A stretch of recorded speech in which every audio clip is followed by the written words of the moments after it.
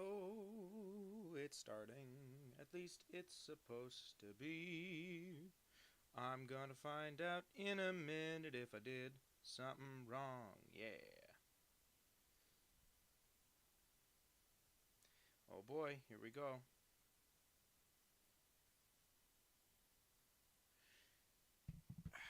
Gonna find out what I'm doing wrong right now. Everyone will tell me, and it'll be a big problem.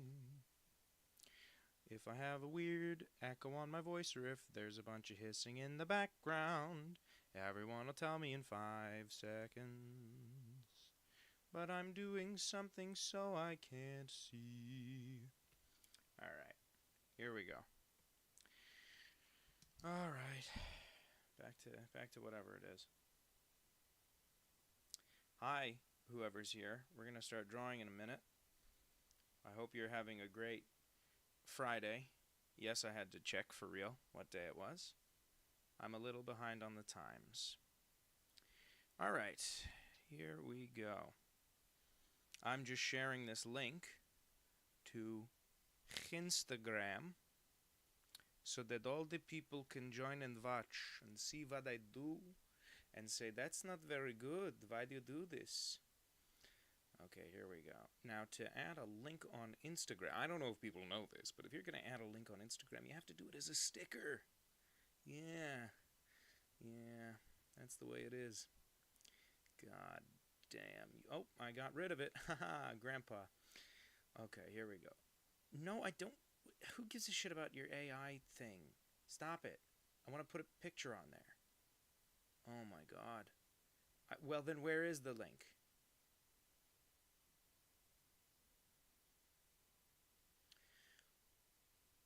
Okay.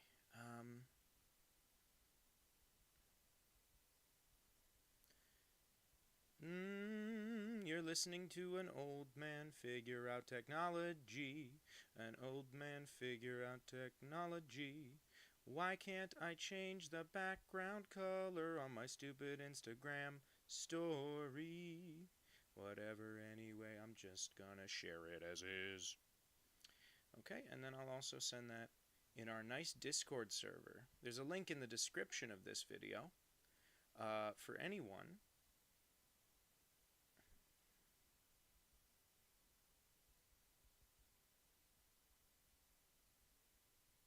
There we go.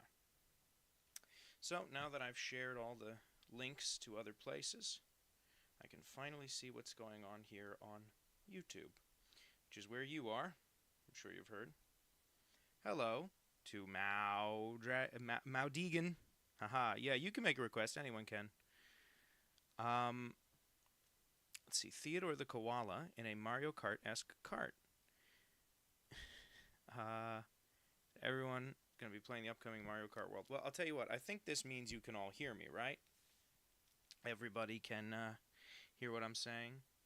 This is the little thumbnail I drew.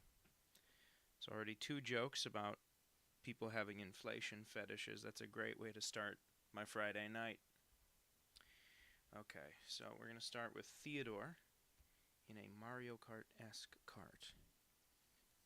Getting started on our first request here. Hello again to you too. I needn't draw him so small. Okay. Hi, how you doing? Okay. Hey, Gabe, how you doing? I'm not going to be on here too long tonight. I have other stuff that I should be doing right now. I just figured it's been something like 2 weeks since the last time I did one of these. So I figured I'd pop in and do a little stream for everybody. Because I know, you guys don't like have stuff going on in your lives. You just kind of walk around and wait for the next time I show up. People, they sit around their houses and they think, God, when's Danny Holt going to draw again? When's the next Theodore cartoon coming out is what they say. The answer is in a little while. I put a little mini Theodore cartoon on my Patreon. It's I believe literally 5 seconds long. But that was the last time I animated Theodore. It was That was a week or two ago at this point. If you're not on my Patreon, don't worry about it. It's not a necessary thing, obviously. Hi, Chimp E. Beginning of all these streams, you're a Holtaholic, which is probably the best kind of holic you can be. There's a joke I love on The Simpsons. And by the way, that's the kind of content you get when you join a live stream, is somebody's just going to tell you other people's jokes that they heard. There's a great joke on The Simpsons where Homer says, "Oh my God, I'm a rageaholic. I'm addicted to Rageahol." And I love that. I love that joke because Mao Deegan, what was your request? Could I draw Onasha from Morrowind poking Morgana from Persona with a stick? Sure. Here we go. So I have to write down. I'm going to write it in the margin, and once I'm done with this one, I'll get to you. Okay. Onasha poking Morgana with a stick. Now, it's worth noting I don't know who any of those people are or what anything is. If you've never been to one of these live streams before, I'm pretty out of touch with the culture. But I will figure it out, and I will draw that for you as we go along. For anyone who just joined, we're drawing Theodore in a Mario Kart-style cart. And I was rambling about how when people call themselves an addict of something, they will call themselves a blankaholic. You know, someone called themselves hello, superstar Sean R. Arnold. Someone called themselves a Holtaholic to refer to the fact that they enjoy my work. And that's the common idiom. That's how people do it, but it doesn't make any sense because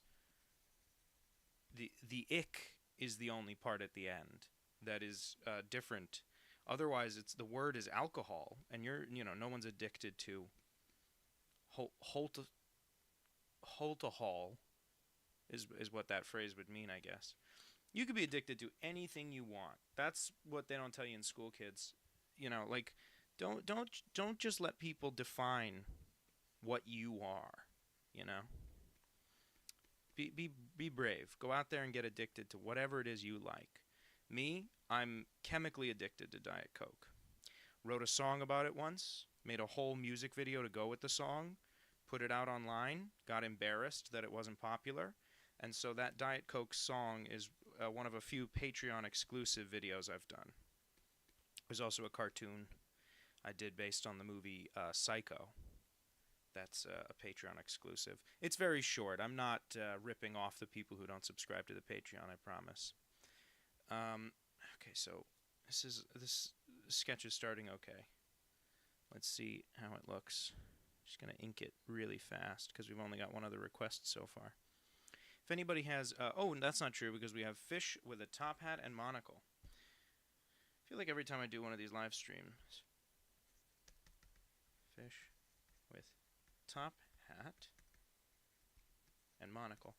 I feel like every time I do one of these live streams, somebody's in here asking for a fish. Alright. Anyway, how's everybody doing tonight? Is everybody having a great time thinking about economic collapse and tariffs? I feel like it's a good week to be thinking about economic collapse and tariffs. It's all I've heard about for the last 2 or 3 days. I just watched a YouTube video before we started this. Hello, Frausch. I assume I'm saying that right. Just watched a YouTube video before I came on here. It was an old Conan bit back from when he was on NBC. And it was about the 2008 financial crisis. And the joke of the scene is that... what do the kids call it? The joke of the scene is that he's going to pump money into the economy by spending $400. And so he runs around the little gift shops at the bottom of the NBC building, 30 Rock. He runs around in the lobby and he's trying to spend $400 to boost the economy. And I watched it and I was like, aw man, that was the last economic collapse. Now we're at this one. But then I remembered, nope, there was one in between. There was the pandemic, so that's the third economic collapse in my lifetime. At least here in America. I feel like Greece had one too. Anyway, why am I talking about this crap? Who cares? We're drawing cartoons. We're drawing cartoons and having fun. Batman fighting Garfield. Garfield wins. It's an interesting request. Batman v. Garfield. Garfield wins. Okay, we've already got a healthy list of requests coming up here. I'm gonna take a sip of my drink. I think it speaks volumes about my health and lack thereof that I'm already kind of winded, and I've been doing this for about 30 seconds. So, I'm sorry, I hope I didn't cough in your ear just then. I swallowed my Diet Coke wrong. I tried to lean away from the microphone, but I don't think I did a good job. Tell you what, I'm going to give you guys some quick homework. How is my... Oh, hi, Pedanticism. How you doing? You're in my little Discord server. Anybody who wants to be in the Discord server who isn't, there's a link in the description of this video. Isn't that nice? There's also links to my Patreon, my Instagram, and all the other places where you can stalk me. Alright, there we go. Oh man, this is a great drawing. I'm so proud of myself. I'm so glad I went to school for art. Alright, there we go. Ooh, yeah. Oh, yeah. Look at the dimensionality I'm giving his fingers. This is amazing.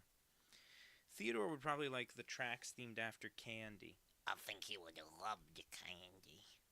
I think he would be riding around that one race track that looks like a great big cookie. And he would say, what the heck? Why can't I stop to eat it? No, I'm just playing with you, brother. And I'm aware it's a video game. Don't be so serious. You're so uptight. Let me give you a back massage. Oh my God, your back. It's all knots. Oh man, you gotta chill out, brother. You're too stressed. That's what Theodore would say. Were he a Mario Kart character enjoying a candy-themed level. Thank you. I'll be here all week. None of the Theodore cartoons have been particularly... The last few have not been particularly popular, which I think is interesting, because people always ask for more. People are always saying, everybody comes up to me, and they're saying, oh God, we want another Theodore cartoon. And I'm always saying, there is one, you didn't see it yet. And they say, I saw it, and I went, oh, that's right, you're not 5,000 people. So it doesn't make that big a difference. I'm so stupid. The Mad Bomber, I'm pretty sure I sent a picture of the Mad Bomber alongside the stories. I'll have to go back and check for the picture, Pedanticism. But I'll get around to that. We've already got a couple of things in the queue. What have people been saying? YouTube, this is from Lala Brave. YouTube has decided to only recommend me financial scam YouTube videos for some reason. Saw a video of a guy who sold the Eiffel Tower twice, then grifting Al Capone. I think it was a big-time mobster. Al Capone was a big mobster.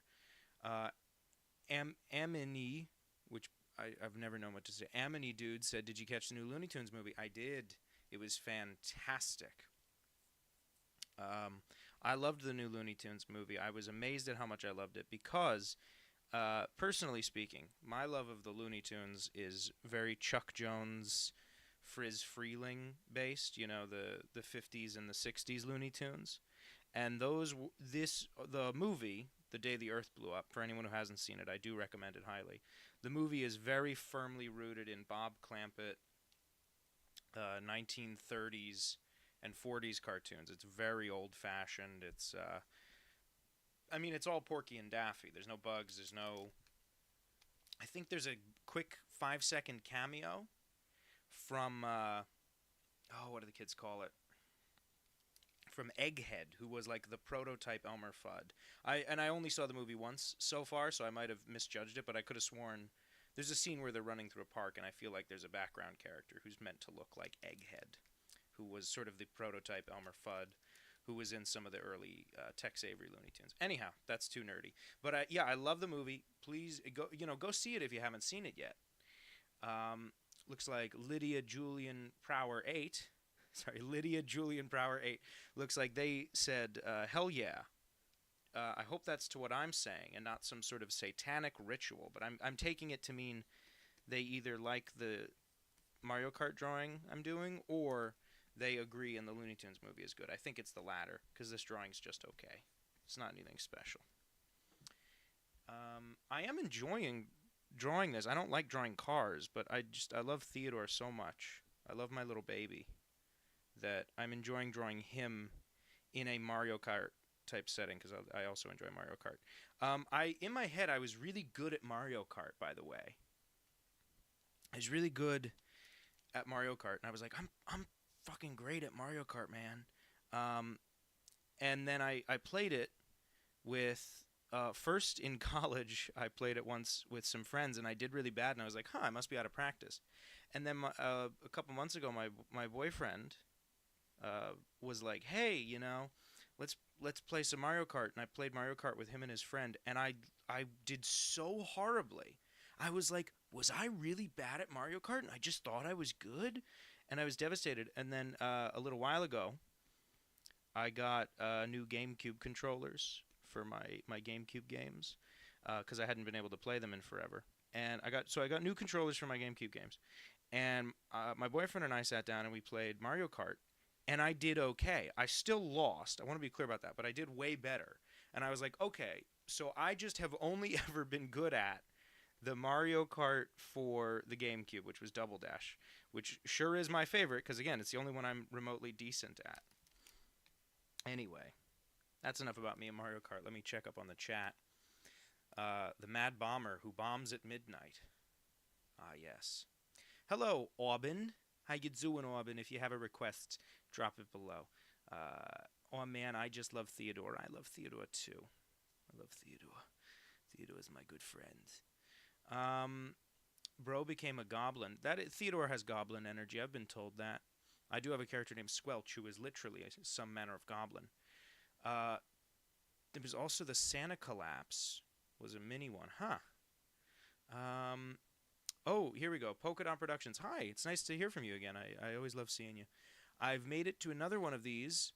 Hopefully expect a tangent about the New Frontier. Oh, I love the New Frontier. Don't get me started.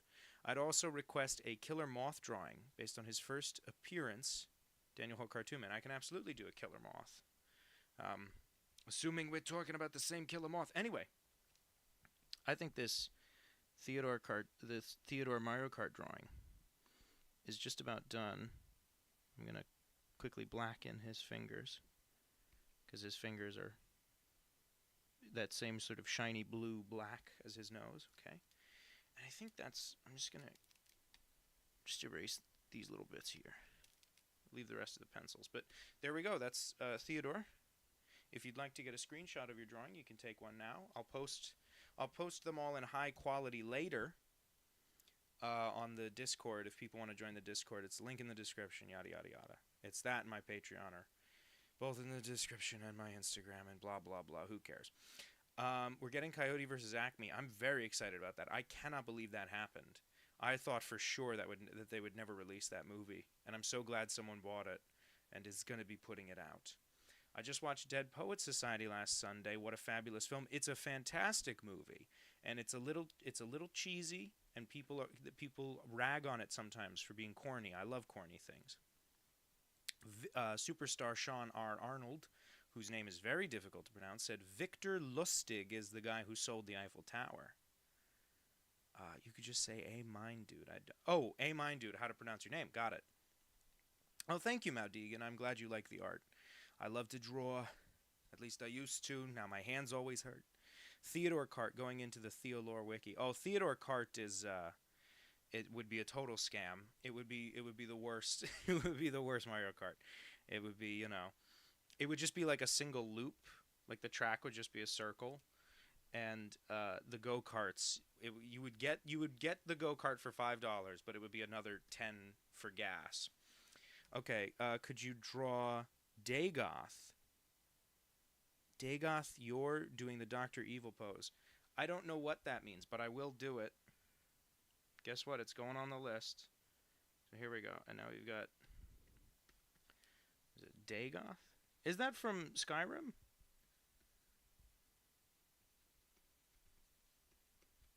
Dr. Evil pose, and then I have to do the Mad Bomber as well for pedanticism. Mad Bomber. Not to be confused with Matt Bomer, but of course. And then, oh, Killer Moth. I can't wait to do Killer Moth. I'm excited to get to that one, actually, because I'm a dork and I want to do Killer Moth. Killer Moth. If you have to leave the live stream early and you don't get to see me get to your request, you can go to Discord afterwards and I'll have all the drawings posted. So you'll get your chance to see it even if you have to leave before I'm done. But you'll miss all my hilarious commentary. And then someone said, Aubin. Hi, Aubin. I already said hello to you. What am I doing? Chimp E says, I find I'm better when playing drunk. I hope that's about Mario Kart. And not about anything else. No, I'm just kidding. Drive drunk, kids. I mean it really. Do it. I'm serious now. I request Super Chicken telling the cartoon mom, you knew the job was dangerous when you took it. Okay. Super Chicken and Vivian. Okay. So first up, Danny Holt has to find out what Onasha poking Morgana means. So everybody hang tight for 1 second while Danny Holt finds out what Onasha. If I'm saying that right. Onasha. Okay. Yeah. And you know what? They told me what it was from, too.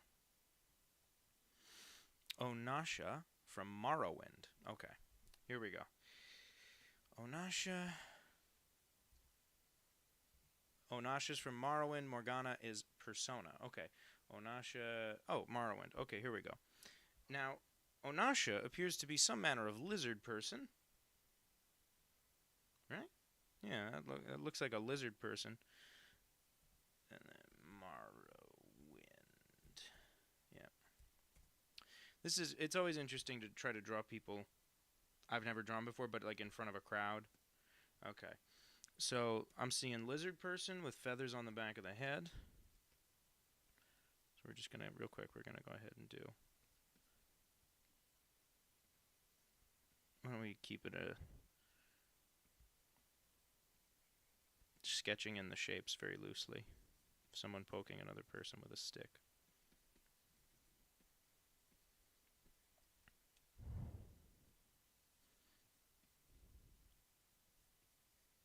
And they're going to be annoyed and have their arms folded. And maybe that's not appropriate for Morgana, the character, but I'll tell you what, it's appropriate for anyone getting poked with a stick. That they would not be happy about it. Grr. That's the Oh, Morgan is the cat. Okay. Oh, and Chimpy says, can you draw? Oh, can you draw a cool piano of some sort? Can I tell you something? My eyes zoned out when I read that, and like they just went nowhere. They just went out of focus, like somebody adjusted a camera. My brain melted out of my head for 20 seconds there. Cool piano. Sure thing. Okay, here we go. This is Onasha poking Morgana from Persona with a stick. Okay, here we go. And now Danny... Oh, you all got to sit here for 1 second while Danny Googles Morgana. Morgana Persona. Okay, here we go. Morgana. Persona. Morgana is the cat. Oh, Morgana's a cat. Little cat. Oh, that's so cute. Oh, that's such a cute little character. I love Morgana. I've never played Persona, but I love this cat. So we're going to have to... You know what we're going to do, though? We're going to cheat. Yeah, little tiny person. And they're going to be standing on something. And that way, the height difference won't be too big of a problem. But they've got a real big head. And they wear a little bandana. And this Onasha person has kind of a kooky-shaped head. 3 feathers on the back, big wide collar, and some froofy details. And we're just going to fudge everything so we can get it looking good. Can I share a bit of personal news with everyone I just learned? Well, of course you can, Superstar Sean R. Arnold. But of course, you know, you're going to have to keep in mind that this will live forever on a live stream that will get like a total of 300 views. So, I mean, that's amalgamated. That's a couple people watch them after just for background noise. But generally speaking, it's people come and go during the show. The show, he said, like it was worth watching. Okay, what kind of eyes does Onasha have? Well, lizardy eyes. Anyway, Chimp E says, I like these. Sorry, it's making me laugh. I like these streams because they always feel like someone asking Steve Ditko to draw Goku. Yeah, that's about right. For anyone who doesn't know, Steve Ditko was the artist who co-created Spider-Man and Doctor Strange. He was a recluse, and asking him to draw Goku would be very funny. But did you know I almost called him Steve Goku. Steve Ditko. Steve Ditko did a lot of gig work,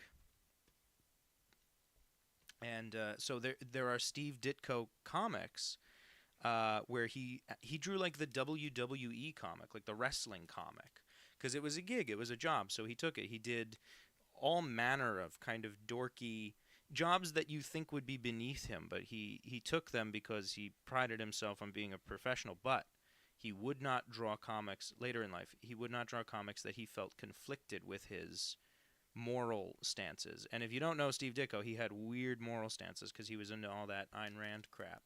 You might have a relative who's into all that Ayn Rand crap. And forgive me for editorializing, and forgive me if you're into Ayn Rand crap, but it's crap. Okay, this is about as close as I'm going to get with this face.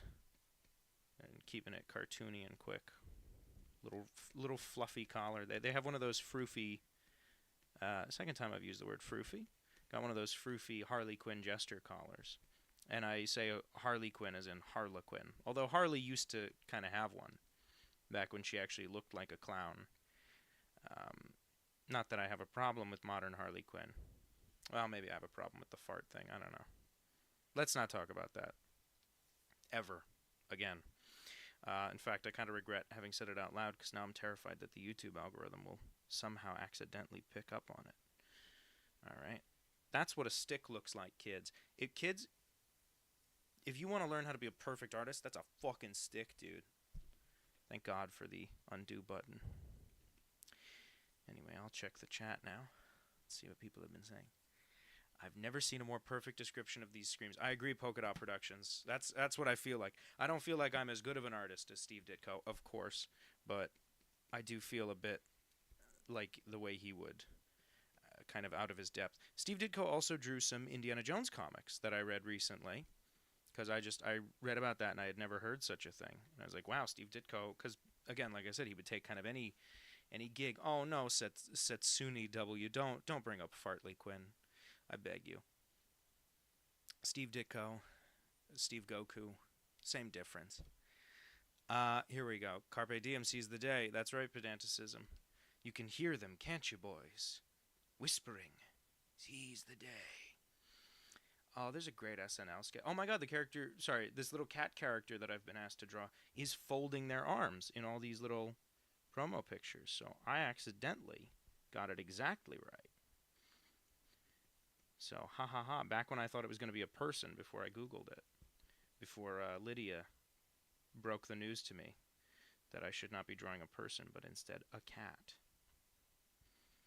Okay, and how's their little body shape? Okay, they got real low center of gravity on this character. So what we're going to do, yeah, we're going to, there we go, yep, got a big belt.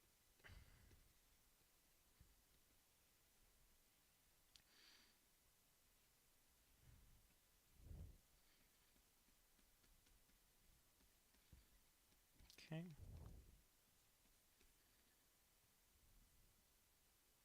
Got that little cat mouth that cartoon cats have. Little sort of a bean-shaped mouth. Okay. Angry eyes.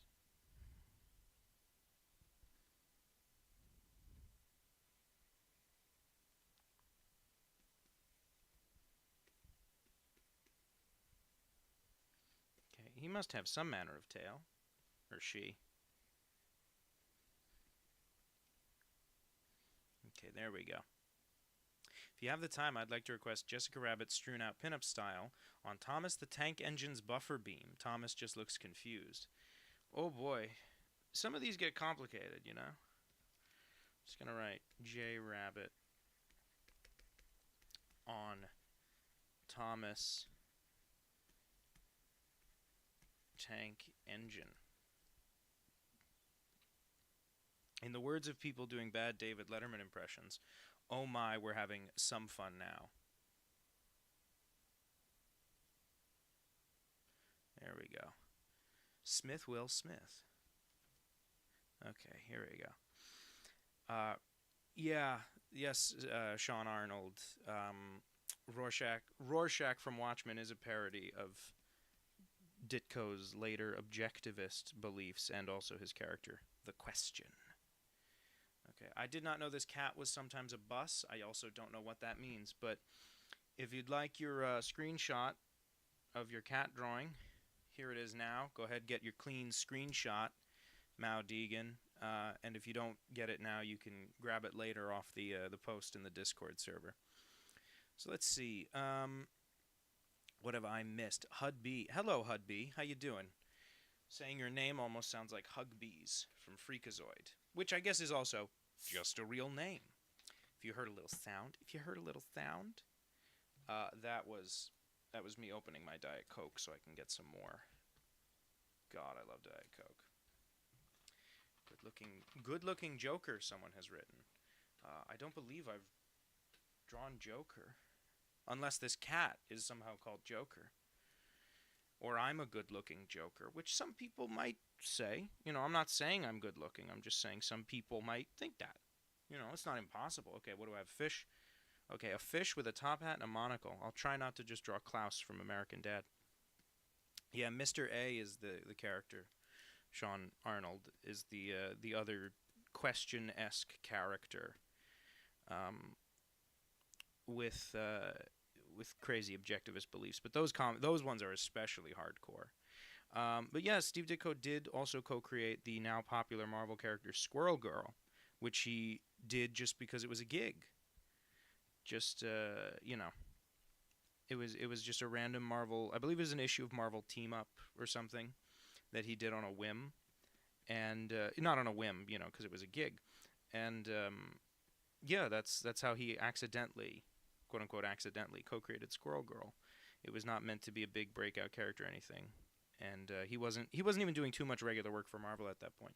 He did draw some of the ROM Space Knight comics, which was a toy tie-in comic book that actually became very popular with Marvel fans. They got really into it. Anyway, so that toy tie-in comic, the last couple of issues of it are like a big battle with all the Marvel heroes.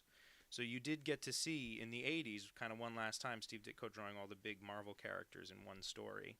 Although he always refused. He would never draw Doctor Strange or Spider-Man again.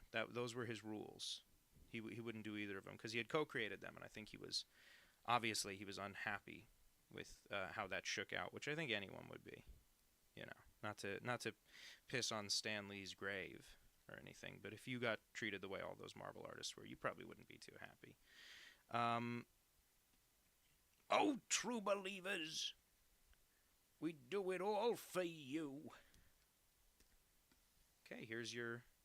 Oh, let me shrink it down a little. Gotta hit the shift button so I don't mess up all the proportions.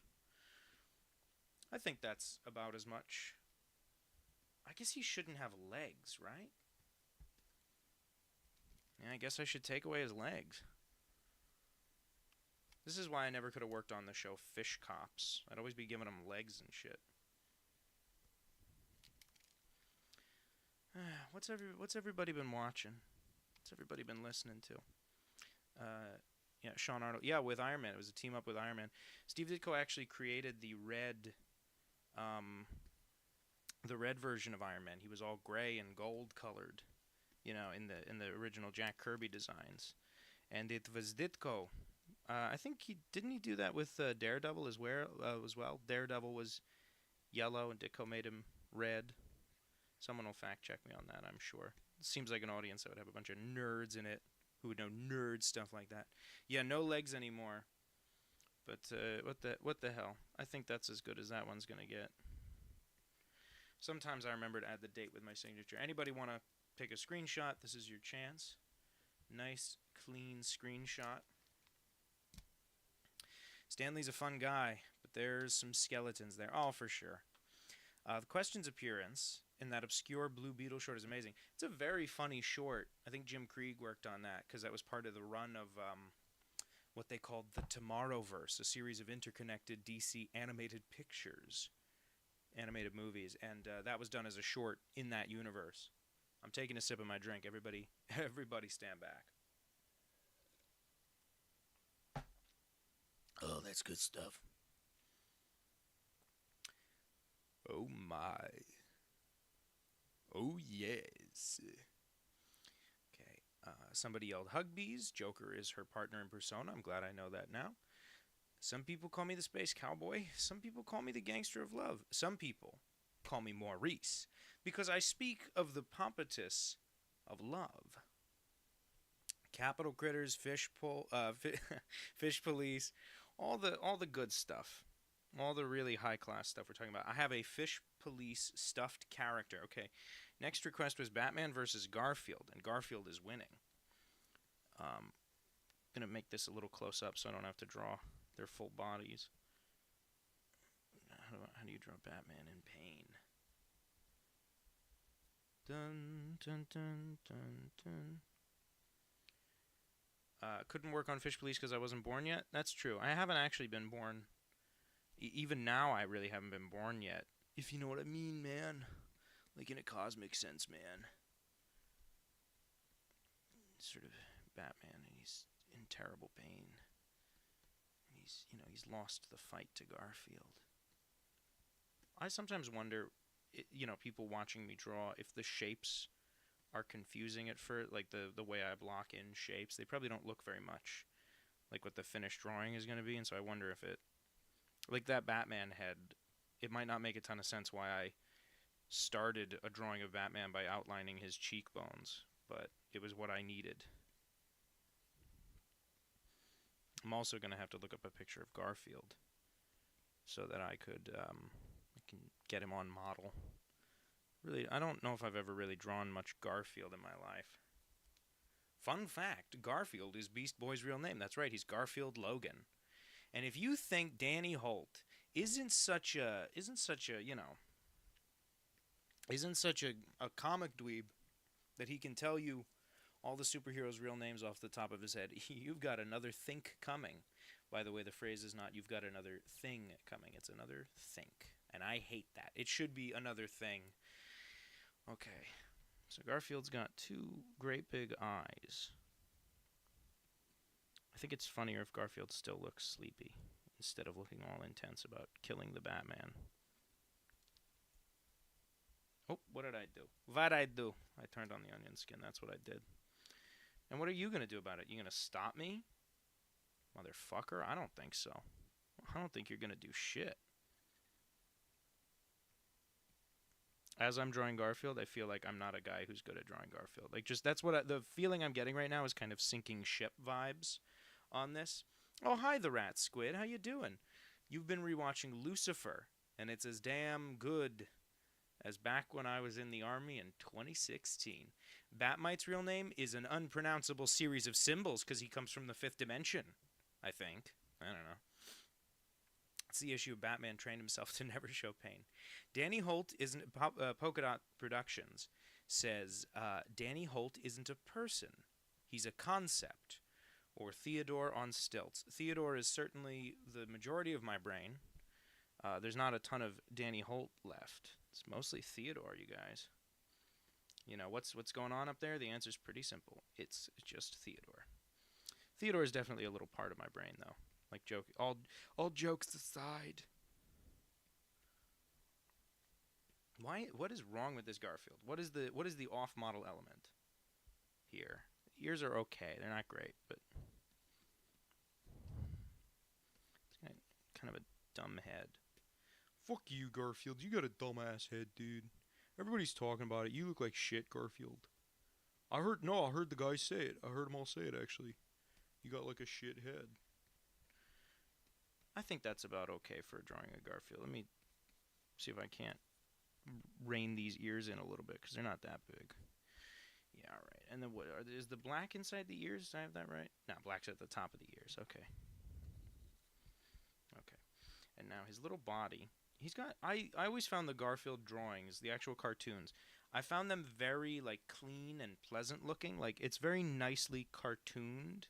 I have very little affection for the character Garfield. There are some really good Garfield animated specials, but like generally speaking, I have no, like it wasn't like a comic strip I loved or anything. Oh, I think I've drawn his stripes wrong. Yeah, his stripes are way more annoying to do. Yeah, okay, there we go. Yep. Might not ink this one just because it's got so much going on, detail wise. Or maybe I'll go back and ink it at the end if I got time. If I'm not exhausted by the end of this, which I know I will be. Live streaming always makes me really tired. I haven't really figured out why. In theory, it should be less exhausting than sitting at my computer alone for hours animating, because at least now I can talk to people and I don't have to be so, finicky about drawings. I don't have to be precise. I can just do whatever comes to mind. But something about this. Maybe it's my need to perform, my natural showmanship. Huh? You ever think of that? You son of a bitch. What's his guard? Okay. He's got like big hashes here, and then the rest is all. God damn you, John Davis, or Jim Davis. Sorry. Character's John. The guy is Jim. God damn you, Jim Davis. Why did you have to put so many lines on the Garfield? Cyborg's real name is Victor Stone. Somebody asked. The Rat Squid showed up. The Theolore is saved. Hi, the Rat Squid. It's good to see you. I already said hi, but you're getting a second hello. Malik Ingram. Sorry if I said that wrong. We're all just cosmic baby pooping out pants with experience, brother? Okay. Oh, because earlier I said I'm a baby. That'll do it. I ship them, even if it's sinking. Oh, I made it to one. Hi, Sierra the Jedi, or Kira, however you pronounce it. It's the most powerful scene in Garfield v. Batman. I mean, I gotta be honest with you. I had a real fondness for the part in Garfield v. Batman, where Garfield showed up at that party, and he was pretending to be super drunk, but really, he was there to investigate Lex Luthor's tax fraud, and and everyone was like, "Why are you so drunk, Garfield?" And Garfield was like, "You don't understand. I'm actually undercover." And he ratted Luthor out to the IRS, and that was. But it was heroic because it took him down finally. Mao Deegan says, "I drew Luna from Sailor Moon recently." And that's cool. I don't think I've ever drawn anything from Sailor Moon. I think I've seen a total of 5 minutes of Sailor Moon. Never been a big anime person, which some people are shocked by on account of I make cartoons. Man, something about this Garfield. You know what it is with the Garfield? What's Drax's real name? What is Drax's real name? I believe his real name is Drax. I don't know if he has a different name. That's a good stumper, but I feel like his name is just Drax, right? What if for an entire day you were cursed to only be able to write, type, and sign with sign language? I can't believe it's not butter. Buddy, that would be barely different from a regular day for me, because most of what I say during the day is, I can't believe it's not butter. This one is, I have to clean this one up. I was going to not ink this one, but I have to. I feel compelled, because I can make it work. I feel like I can. You don't have to give me money, Rat Squid. You never, don't do that. You're fine. Save your money. But thank you, but save your money. Let's see. Oh, Mao Deegan. Well, if you want to send people the link to that, I don't know if it'll let you send a link in a live stream chat, but you're welcome to send us the link to your drawing if it'll let you. Now, we're going to ink this one. Yeah, messing with AI is, it'll remind you how hollow and meaningless pictures are. Why can't the Joker be more like me? If you're talking about the criminal Joker, it's because I'm too serious. And if you start getting serious around that guy, he'll ask you why you're so serious. And frankly, I'm not I'm not sure if I got a good answer for why I'm so serious. You know, the state of the world, I guess, Mr. the Joker. Drax's original name was Arthur Douglas. Wow, both of you had that ready to go. Okay, so Drax does have a true name. At least comic books Drax has a real name. That's very impressive. I did not know that. I don't think I've ever read the Guardians of the Galaxy comics from like pre-movie times. I was not familiar with those characters too much before the movie. They had been in the like Lego Marvel game after the movie was announced, but before it came out. There we go. Am I doing Garfield's pupils wrong? Who cares, right? I'm sure everybody's out there saying, who gives a shit about Garfield's pupils? I'll tell you who. Danny Holt does. Okay, so now thinking about the I think you should leave sketch where the lady buys Jim Davis's old house, and it's just still full of Garfield memorabilia. You know what I've had stuck in my head for days is the Lonely Island Jack Sparrow song. And it's really inconvenient because it's not, like 2010. So you can't just like walk around all day doing, this is the tale of Captain Jack Sparrow. Like it's not, you can't just do that because it's a different time now. Back then everyone would have been like, oh my God, do that at the middle school talent show. That's so funny. But now, we're faced with the hard reality that that's hack shit now. Just repeating other people's jokes. Back then, when you were a kid, oh boy, what could be more fun than lip syncing to Jimmy Fallon's The History of Dance at the school talent show? Can you tell I'm pulling too much from real life and I'm thinking about an actual talent show act I saw? It's not 2010 anymore. We're in a different economic collapse, Rat Squid. You're a couple economic collapses behind. We were talking about that before, but man, we will not. Fun fact, any others? While diffusion is the leading model, there are other ways AI can make quote-unquote art, such as neural rendering and latent space sketching. Wow, I don't know what either of those are, but that's crazy. In 2010, I would have been turning 10, because oh God, I shouldn't tell you all this. You'll hack into my bank account, but I was, you'll see the bank account of a freelance, self-employed internet artist and go, how do you live? Anyway. But that's a plug for my Patreon. I'm pleading poverty. Not really. Nobody ever has to give me money, to be clear. I try not to bring it up too often because I don't want people to feel obligated. I don't like, I like the Patreon thing. I like directly supporting artists, and I support quite a few. I just never want it to come across as like, I don't want it to seem like I'm gatekeeping the good stuff for non-paying people, because you don't have to pay to get the good stuff. It's just I have other stuff on Patreon that's hidden away and exclusive. That's enough about Patreon.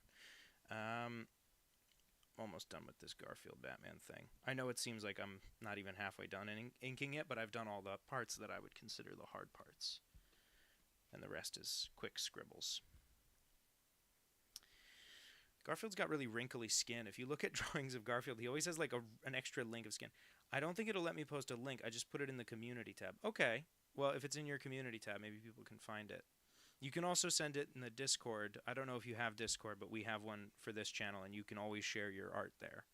There's a little tag for it that says share my work. Sean Arnold's brag is that they were a fan of the Guardians of the Galaxy before the movie. That's cool. You want a medal or something, bro? No. I was a tremendous fan of Harley Quinn before she was super popular, and I've always had really mixed feelings about her being so popular, because it does kind of validate you, where you're like, no, see, more people would like that. But then it's like, yeah, but the version of her that's popular is kind of stupider. Thank God the Harley Quinn cartoon show is so good, though. Because that's, and the James Gunn Suicide Squad movie had a really good Harley Quinn like B-plot to it, where she's separate from the main characters, but all her character stuff is so well written in that.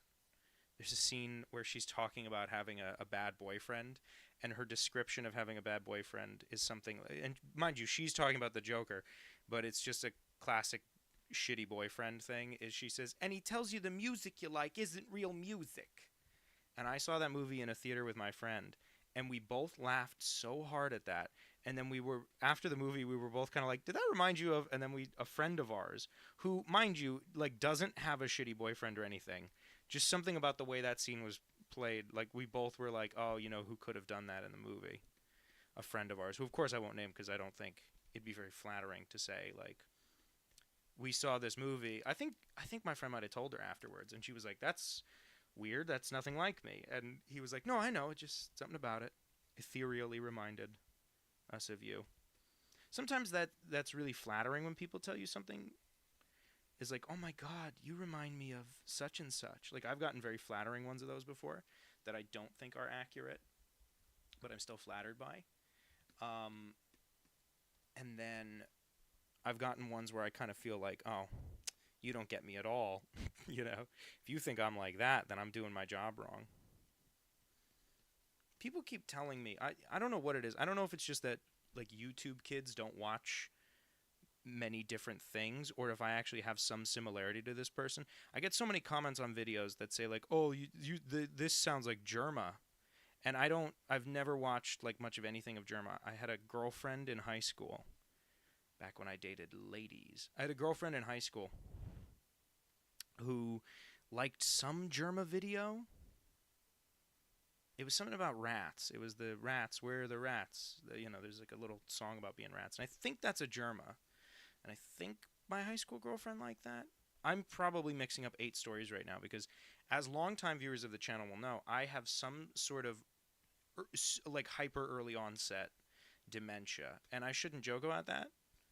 A friend of a friend of a friend just recently got diagnosed with early onset dementia. It's terrifying. But I can't help myself. I'm just such an edgy bad boy. I would have been on College Humor doing edgy jokes if this were 2010. But there is no more College Humor. Just Dropout TV, which I still need to subscribe to at some point because I really want to watch very interesting people because I'm a big fan of Vic Michaelis. They're very funny. TBS. Very funny. I'm rambling a little bit because I want to finish this drawing fast, so I'm not looking at the chat yet. Okay, here we go. And then we're going to, yep. Oh, yeah, then the wrinkles of his cape. But yeah, anyway, I've got that Captain Jack Sparrow thing stuck in my head. And Garfield is on some nebulous, convenient platform, so he can punch Batman. There we go. So this is Garfield fighting Batman and winning. Oh, that signature is going to be too big. Let's do it down here in the corner. Yep. I'm wearing a sweater, and I'm alone in my room, and I'm like already sweating. Just from the act of drawing and speaking. That is how out of shape I am. Whoever requested Batman and Garfield, here's your chance to get a clear screenshot while I check up on the chat. Okay, no way. I only learned Darwin Cook died about 25 seconds ago. Oh, I'm sorry you didn't know that. He's been dead for quite a while now, but his art and legacy will always live on. Love Darwin Cook. Oh, I put my own interpretation of Steve Ditko in the Discord general chat. That's exciting. I'll have to check that out. Steve Goku. I keep saying other variations of our little joke. Oh boy, Rat Squid has always had access to my bank account. That's a little terrifying. Yep. We can make it 2010 if we try hard enough. I was 4 in 2010. You're too young. I hate when people are younger than me. Damned. You're turning 30 this year. That's not so bad. Lydia turned 27. Rat Squid, you're not the oldest person here, says Setsune. I don't know how old my audience is generally. I always assume my age, but that's because I'm self-centered. I love Theodore. You're an Aussie, too. I don't think I knew you were from Australia. Sierra or Kira, however you say it. I don't think I knew you were Australian. I love Australia. You probably hate the video with Zoe Zookeeper then, because I do a bad Australian accent in it. Oh man, draw Linda Belcher about to strike Bob Belcher in the head with a baseball bat like that scene in Killing Stalking. It's based on a fucked up dream I had. I might explain later. Also, no fears. This is disposable. Again, thank you very much. You never have to give money. Linda hits Bob with bat, a la Killing Stalking. Okay. Rat squid. The rat squid. Um, oh, pedanticism has typed something that I believe I'm supposed to read in a funny voice. We know a remote farm in Lincolnshire where Mrs. Buckley lives. Every July, peas grow there. That was a really bad Orson Welles. I don't do it as good as Maurice LaMarche. Yes, I'm always but past that. You don't know what I'm up against, fellas. This script is full of things that are there 'cause they're grammatically correct, but they're not. They're not pleasant on the ear. Um, Someone wrote Eggy. It's Eggy in here. Hey now. Oh, you bear a passing resemblance. This is from Sean Arnold. I bear a passing resemblance to Sam Bankman-Fried the day he got arrested. I got half a dozen texts about it.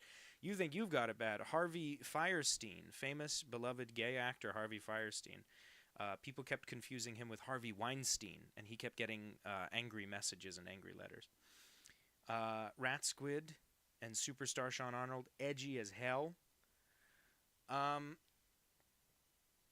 Barely anyone can do an Aussie accent. Look, it's hard, okay? I could never do it. Oh, it's pronounced Syra. Oh, that makes way more sense. Thus the C. AI made you depressed, Rat Squid.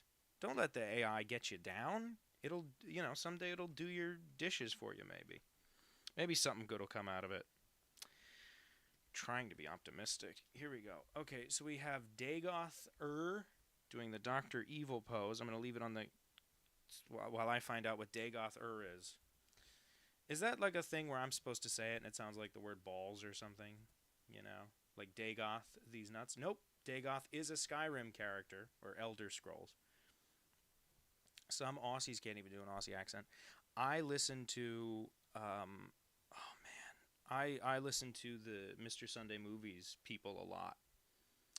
And they have beautiful Australian accents that are very pleasant to listen to.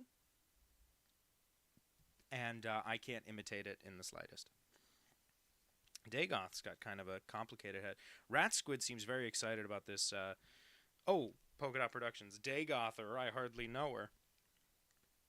Amen to that. Okay. Man, how do I draw Dagoth without it taking too long? Okay. I'm going to go ahead and do the mouth. Sort of a... I want to do this without like cheating too much and removing too many details, but I also want it to be cartoony enough that it doesn't take so long. I think as long as I get these things on the top and I get the general shape right, which I've already failed to do because it's a lot skinnier looking than this.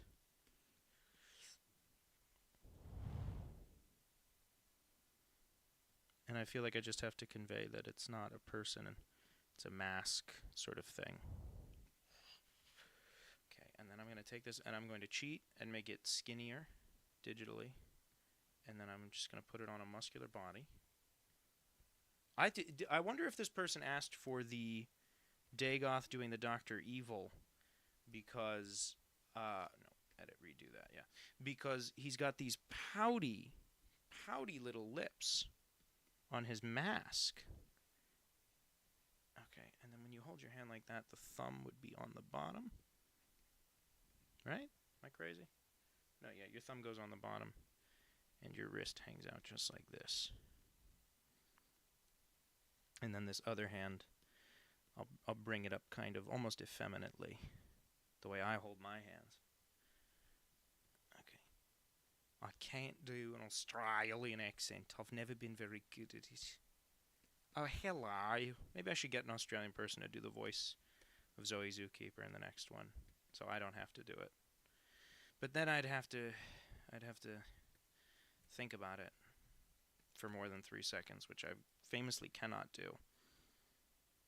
Wow, I feel like this is exactly what the person wanted, and I'm not disappointing them. I'm doing a great job. Everybody loves it. Some sort of big belt buckle on this guy. Okay, and now we'll ink Dagoth really fast, and then we'll skip ahead to Rat Squid's request. Terminator, I hardly know her. Could you draw Theodore as Captain Jack Sparrow? Absolutely, I can draw Theodore as Jack Sparrow. As Jack Sparrow. Oh, see, now the Jack Sparrow thing's stuck in my head. You did that on purpose, Syra. Now I know how to say the name. I'm gonna be so mad. Messing around with an image generator makes you realize how hollow AI art is. To see this, it gives life to art. You give me life. This is not Australian. It's something, though. The bad guy from Morrowind. That was my childhood. Polka Dot Productions says, I too enjoy Mr. Sunday movies. I just really like that. I don't watch anything anymore where people talk about movies because I'm so... It's hard to explain. I have gotten so sick of people who talk about movies on like YouTube and podcasts and stuff because at a certain point, like if you watch them and they're talking about a movie you don't know, they sound so smart and eloquent and you're like, wow, this is so interesting. And then as soon as they're talking about something you know a lot about, you're like, wait a minute. These guys don't know what the hell they're talking about. This is like surface level nonsense. And then I just realized like, oh, if you don't actually know what you're talking about on the things I care about, then you probably don't know it on the other stuff. And I've just been taking you at your word, and I shouldn't have been. I don't know, I got really sick of listening to people talk about movies, especially when they're people who, like, haven't made a movie. They haven't done anything worthwhile with their life. They just talk about other people's art. And I just, and obviously that's the opinion an artist would have. I'm sure to other people it's like, yeah, of course I watch people talk about movies because that's what regular people do. But to me, it just, I don't know. I got really sick of it and I burned myself out. And so now the only one I'm on, the only one I watch regularly is Mr. Sunday Movies because it's just so funny to me and it's so like irreverent and they don't take themselves seriously at all. But they also don't feel like they're just being jerks, like it doesn't feel like they just want to hate things arbitrarily, but it also feels like they're pretty honest about how low quality certain things are. I don't know, it's hard to articulate. They just don't suck, which to me most like people who talk about movies really do. But I'm sure everybody listening to this has their favorite movie talking people. I used to listen to the Blank Check podcast, which I know is very popular, but I just kind of got, you get burned out on these things. You can't do it. At least I find I can't. I can't stay in something forever. I'm kind of a bad fan that way. Like, I keep up with Mr. Sunday Movies, and I keep up with artists I like, but especially when it comes to, I don't know, let's say a live stream where some idiot cartoonist just yaks his head off. I could never watch that. I would make a loud Homer Simpson doe now, but I'm too close to the microphone, so it would actually suck if I did that. Maybe I'll back up later and do one. Y'all want to hear me do a bad Homer Simpson doe? Say yeah. Don't actually say it, because you're probably in public right now. You're probably in a public bathroom. Whenever people are watching my live streams, I assume that they are in a public bathroom with no headphones in. That's a crazy thing people used to do in my college. You'd go in a bathroom stall. People would be sitting in the stall taking a phone call sometimes. That's not the worst thing you can be taking in a public bathroom, but taking a phone call sometimes. Other times just listening to stuff. No headphones in. It repulsed me to no end. It's funny, I've noticed that when I'm like really seriously trying to ink something, I lose track. I have to look away from the chat for a little while. But that's good. Because then you get to hear more of my unfiltered thoughts. And that's what you're here for, isn't it? Some of my unfiltered, unbridled, a third unthing thoughts. Uncensored. Yeah, it should have been uncensored. I thought of it right after. Shit. You know what? Let's take it back. Let's do it again. No? We're live?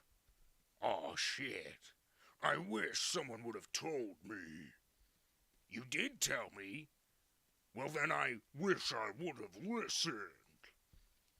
It's a fun thing to do, is to make yourself sound like you have the deep voice filter on. You just kind of talk in your cheek. If you've ever talked like you're in slow motion, you can do it. 'Cause when you talk like you're in slow motion, you just do that at full speed.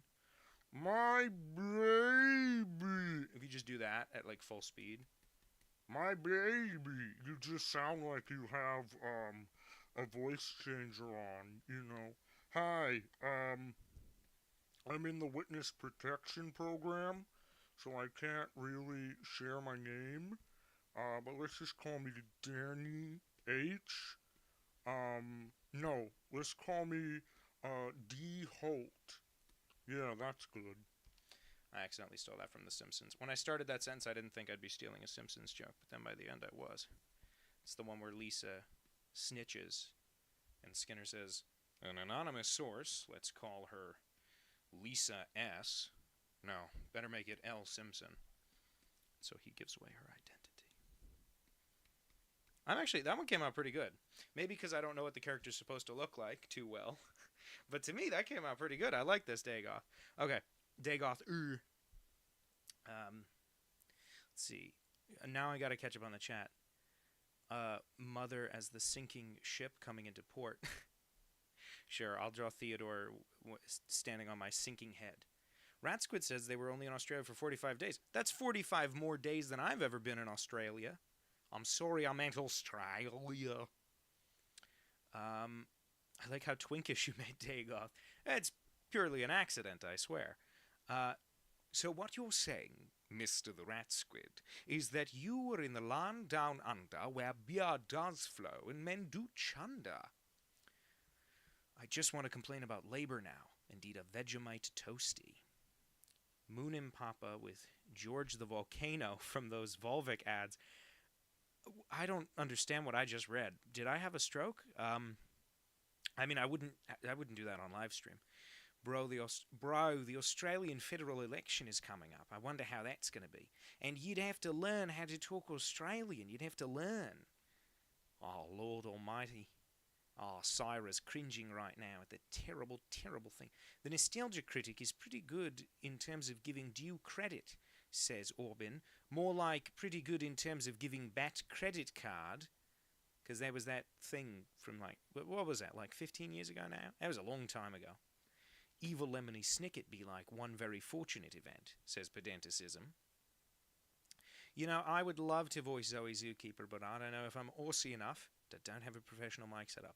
Well, Syra, maybe we'll find out. Who knows? Maybe Zoe Zookeeper will just continue to have the worst Australian accent. Oh, I can see as I'm doing this voice that the number of people watching the live stream is disappearing. Aubin asks, have you ever seen Ryan George's pitch meeting series? I have seen those. I don't watch them regularly. That's not a comment on the quality. It's hard when people review good movies because it's like, if you haven't seen the movie, you don't really want to listen to the review because they'll spoil it. I don't disagree. I joined here, this is from Ratsquid, I joined here for Family Guy lore analysis and the history of animation. I can do all sorts of Family Guy analysis if you'd like. I don't know how people can listen to things in public without headphones. You and me both. Chip E says, imagine watching the entire Austin Powers trilogy in a bathroom stall. I have seen the Austin Powers trilogy in my dreams every night when I close my eyes. I'm here to entertain the group. I'm not even using the restroom. I'm just playing it so they have something to listen to. Maybe they should do that. Start playing movies in bathrooms, like the way they do on airplanes, you know? Andre the Giant. Oh, that is kind of what this is. I am the Brute Squad, you know? Andre the Giant's canonical son, the Giant. Syra says I was on the bus and some Gen Alpha kids. That got too Jewish. He was French. Hang on. The Brute Squad. You got it, boss. Anyway, I was on the bus, some Gen Alpha kids. Oh, I was on the bus and some Gen Alpha kids were watching Brain Rot on full blast. I could hear them through my headphones over my music. Worst bus ride so far. Every bus ride I've ever had is pretty awful. The Big Show. I'm always so shocked how good looking the Big Show was when he was younger. Oh, is this a wrestling thing? Forgot to mention that it's true most Aussies don't talk like Aussies. Many sound like weird Brits. For real, bus and skibbity. Oh, I feel like I was tricked into reading those words out loud. I better get back to drawing. Sorry for imitating an Australian accent so badly. Syra. Syra, I will say, is fun to say in a band. Okay, what does a Mad Bomber look like? Theodore in the NWO. Okay, hang on. Now I gotta go to this Discord server we have, and I gotta find Mad Bomber outfits. Okay, the Mad Bomber. Oh, okay. I'm seeing stuff. I'm gonna do the shirtless one. Sorry, in the Discord server, the person sent their image of Steve Ditko as Goku, and it was getting a laugh out of me. So the Mad Bomber. I'm just gonna draw the Mad Bomber being a real Mad Bomber type. You know what I mean? Doing some Mad Bomber type shit. I'm back on my Mad Bomber type shit. That would have gotten such a laugh in 2010. My friends and I, my friends who are comedians and such, like Anthony Cadicamo, we have often talked about how it would have been so easy to be like an internet comedian circa like 2010, because all you had to do was be like horribly racist and sexist, and then you could absolutely have all the fame in the world, and many of them are still living off it now. You know what I mean? The fame that they acquired by being racist in 2010. So Mad Bomber has his bandana on. He's shirtless though. He's not as twinkish. I'm making him too twinkish. I keep doing this. I keep making him twinks. Okay, and then yep. So this should actually be more like that. He's kind of he was like a beefier guy in the picture. Although maybe that's just the default body type on that character maker that I was looking at. What I was looking at. Stick of dynamite I'll give him. If anyone would like to read those Mad Bomber stories that Pedanticism writes, he sent some of them in the Discord. In the share your work section. So if anyone's looking to read stories about some sort of a Mad Bomber, they're on the Discord server. And then he had suspenders. Okay, here we go. Here we go. Reading some of this now. I have a request that isn't a drawing. Can you do an impression of John F. Kennedy talking about how he definitely isn't having an affair with Marilyn Monroe? I can do a bad impression of JFK saying that. Would that be good? Here we go. Oh, here we go. Polka Dot wrote out. I don't even have to think of it. Polka Dot wrote one. I invaded her bay of pigs, if you catch my meaning. I think that's from Clone High. There was a time when everyone learned. No, I can't. Wow, I can't even do a bad JFK. I thought I could. I thought I would just do other people's imitations of JFK. Ich bin ein Berliner. There was a time. No, I really can't do it. It's funny, I can't do a lot of the obvious impressions, like I can do a Christopher Walken or Schwarzenegger, all the really hacky, like the easy impressions that anyone can do, right? I can do those, but then there are things like I can't do Scooby-Doo. And it kind of burns me up because it feels like I should be able to do Scooby-Doo, right? Like I do all these different silly voices, and Scooby-Doo is such an easy one. Like it's so many people do Scooby-Doo, or like I can't do Shaggy either. Everyone thinks they can do Shaggy, or like Kermit the Frog. Everyone thinks they can do Kermit. I can't do a Kermit. And it's like, it kind of burns me up that like I can't do some of the obvious ones, But I guess the trade-off is that I can do Professor Ludwig von Drake. Professor Ludwig von Drake, and I'll do this for hours. There was a time when I was a tiny little duckling, and everyone would come around for miles and say, what a scary-looking baby that was. But it's just part of the trappings of what I do. Red, blue, green, yellow, yellow, yellow, blue. Oh, Syra had something to say. Hang on, let me check stop drawing for half a second. Check the chat. Let me check the chat. Your Aussie isn't too bad, but it airs on the side of Kiwi. Yeah, it's definitely more New Zealandy. It's definitely more New Zealandy. They're very nasal, and I relate to that. The Mad Bomber from Batman the Animated Series episode Beware the Grey Ghost. No, but I love that episode. Yeah, Syra, if you want to join that Discord, like I said, there's Lord Almighty, there's a link in the description. It's a cliche, but I was born in the wrong time because the phrase link in the description sounds so foreign coming out of my old-timey mouth. It sounds like a caveman trying to blend it, or like an 1800s gentleman trying to join a rap posse. I just don't sound right. Even the fact that I referred to it as a rap posse sounds so old-timey. But anyway, so yeah, I can't really do an Australian accent. It's a lot closer to New Zealand. But that reminds me, Matt Gorley, the comedian I'm obsessed with, he does a very bad Australian accent, on purpose bad. He says that when he does it, it sounds like a robot, which I agree with. It sounds like a robot Australian. Hello there. It's like a very, broken off Australian accent. It sounds like a robot. Anyway, he was very nearly the voice of the Outback commercials, like the Outback Steakhouse in the early 2000s. He was auditioning, and I think the other person he was up against was Jermaine Clement from Flight of the Conchords, who is from New Zealand and has a New Zealand accent, not an Australian accent. But I think it's so much more exaggerated that when Americans, us filthy Americans, when we're thinking of Australian accents and we're looking for one, we need it to be so over the top that it loops around to being New Zealandy. Almost done with this drawing of the Mad Bomber, an original character created by pedanticism. Okay, there we go.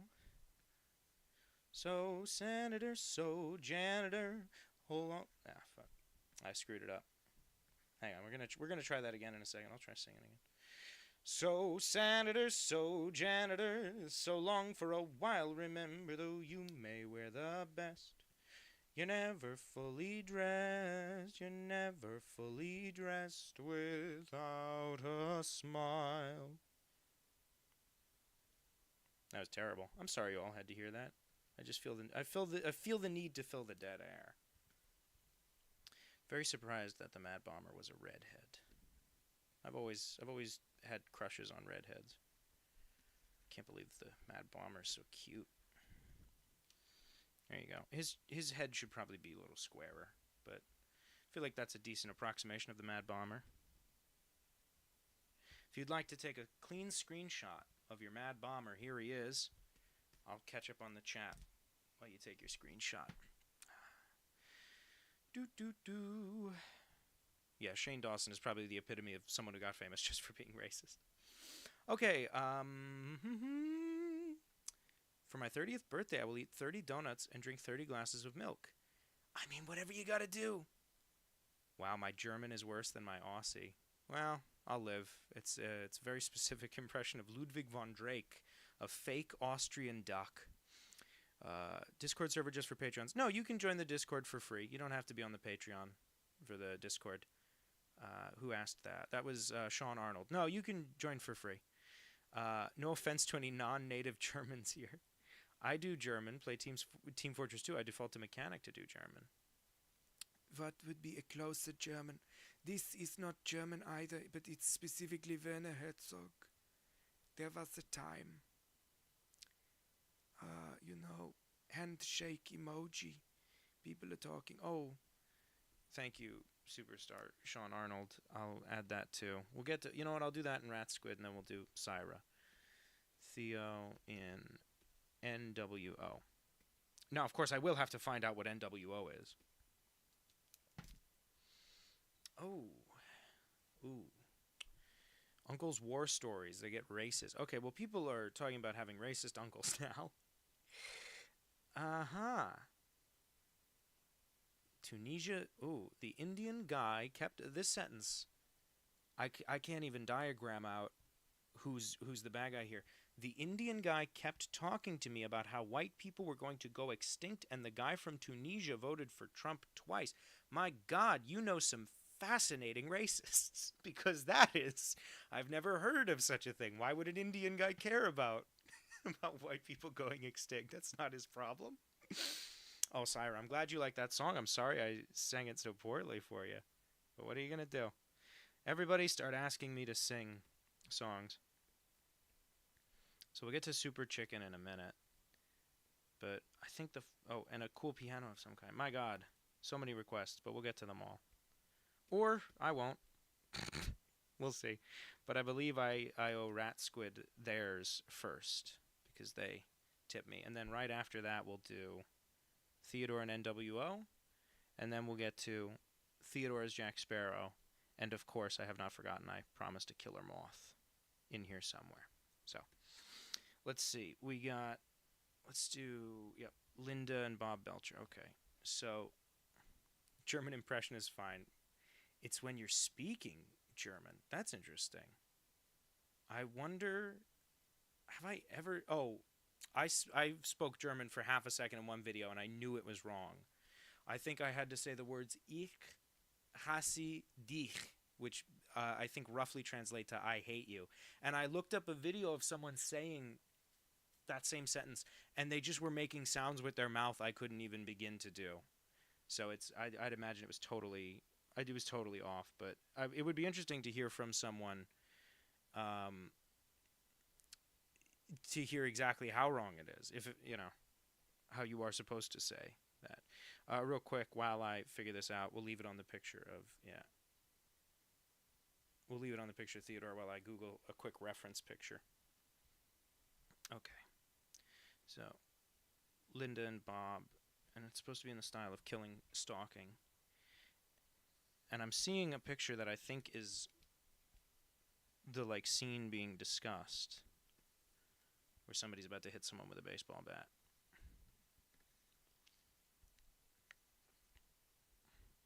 Now, Rat Squid, this was a very violent Bob's Burgers fantasy you had.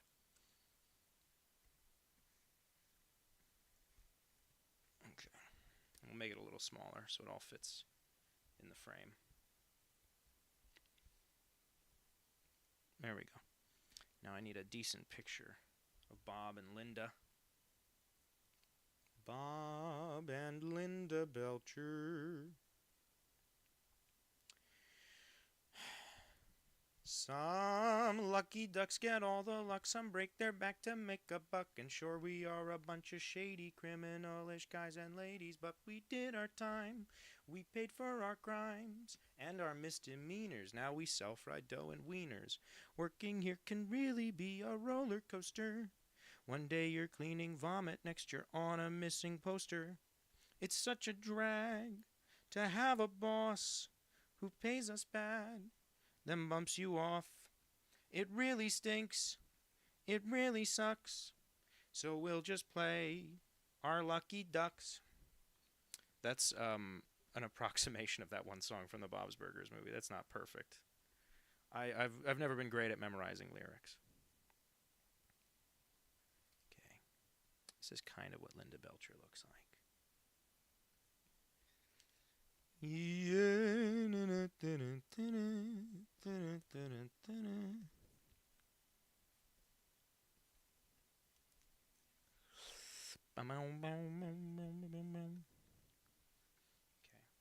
nice thing about the Bob's Burgers characters is their clothes are the easiest thing in the world to draw. Okay, and then we'll just do Bob.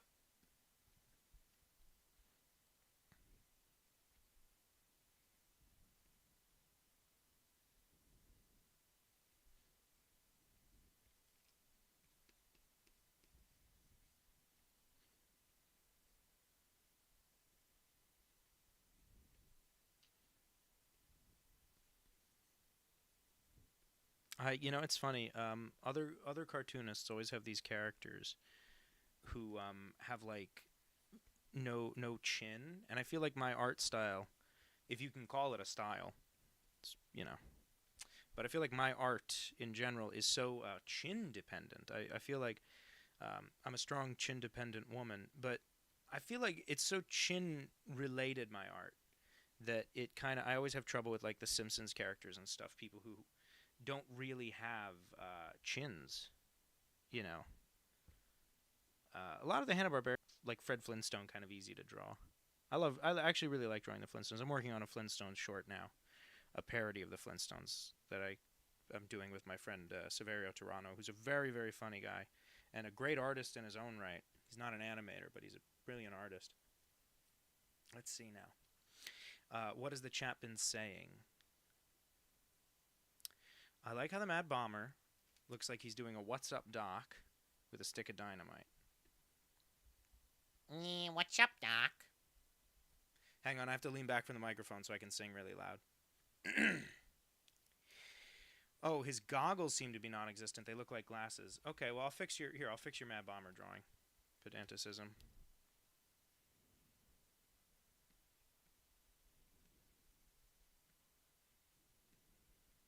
There we go. Some nice shorthand goggles, yeah? Yeah, the shorthand goggles. Here we go. Ich hasse dich. No, not even close.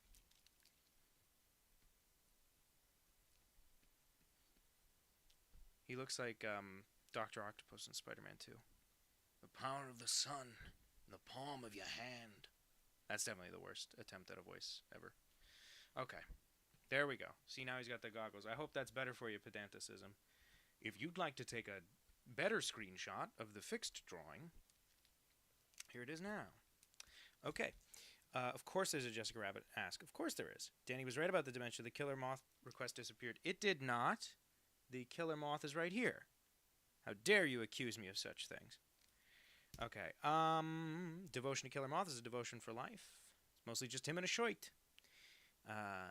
Content warning. Killing Stalking is a very intense story. Do not just check it out. That's a PSA courtesy of The Rat Squid.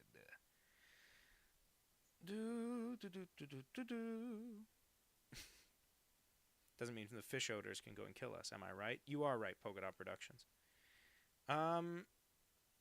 If I knew... Oh, is Time After Time's not like the Cyndi Lauper song? Because I could sing that.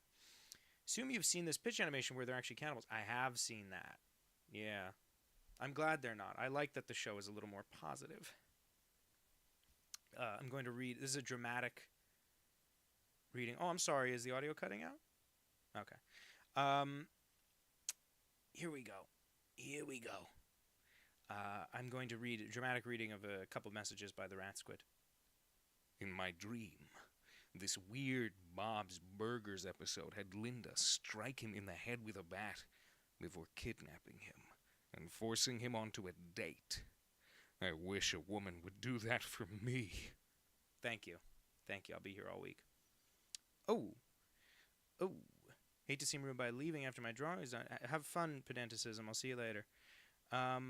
Aubin says, Bob's Burgers simultaneously has some of my favorite writing of almost all adult animation, but some of the worst art I've ever seen. It's so off-putting.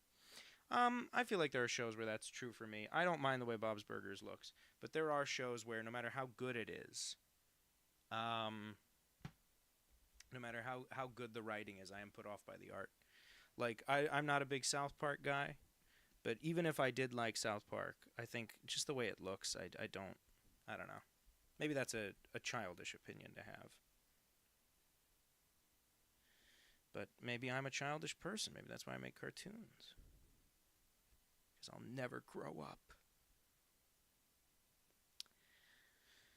Okay. Here we go. Is anyone else having these audio issues? That's been a real running theme in all these live streams, is that there's always some sort of sound problem, and I'm inclined to blame myself on account of my raging incompetence.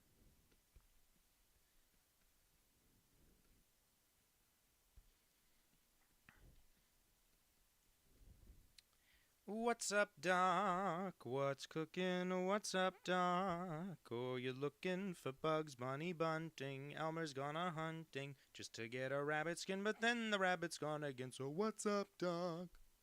Hey, look out, Doc. You're gonna hurt someone with that old shotgun. What's up, Doc? We really mean it. What's up, Doc? Ba-da-bum-bum-bum. Do her glasses in red. Just like on the show. That little pop of color's doing wonders. Bobby. Pop of color. I don't do Linda. This live stream seems to mostly be me saying what impressions I don't do. and what languages I can't speak. The one rule of live streaming, you'll never fix the audio completely. Look, okay, I try my best. Oh, Sean Arnold said that same thing about, what do the kids call it?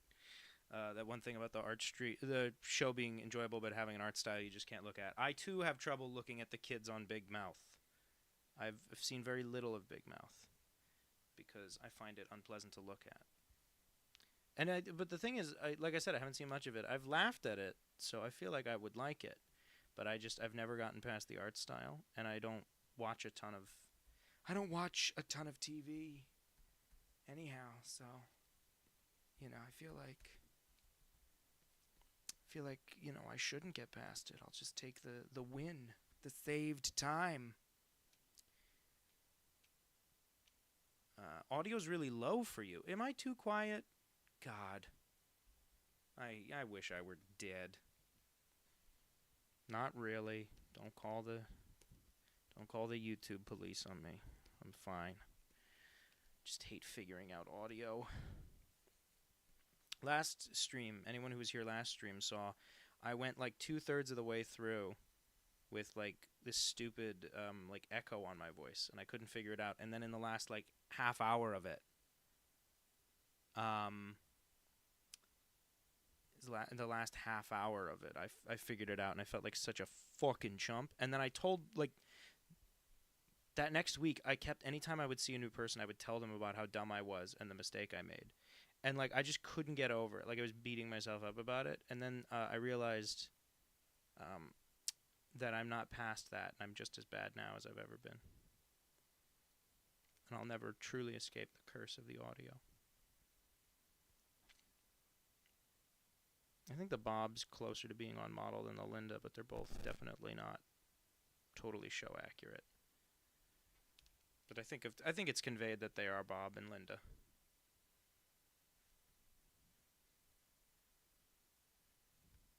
Oh, screwed that up. Try again, Danny, you chump. I wanna be a producer with a hit show on Broadway.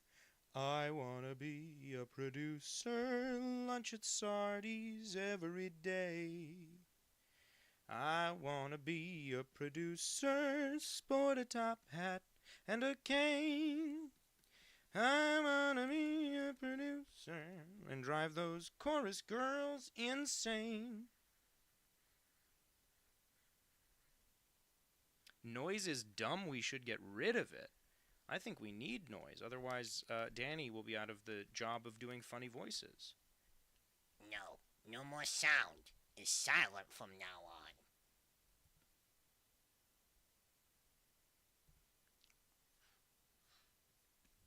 Okay, there we go. Nah, I don't like the lines. Get rid of them. Okay. Rat Squid. Obviously, you'll get a clean version of this later in the Discord. But for now, if you'd like to take a screenshot. Did someone say open tab in the background? What am I doing? Why can't I read?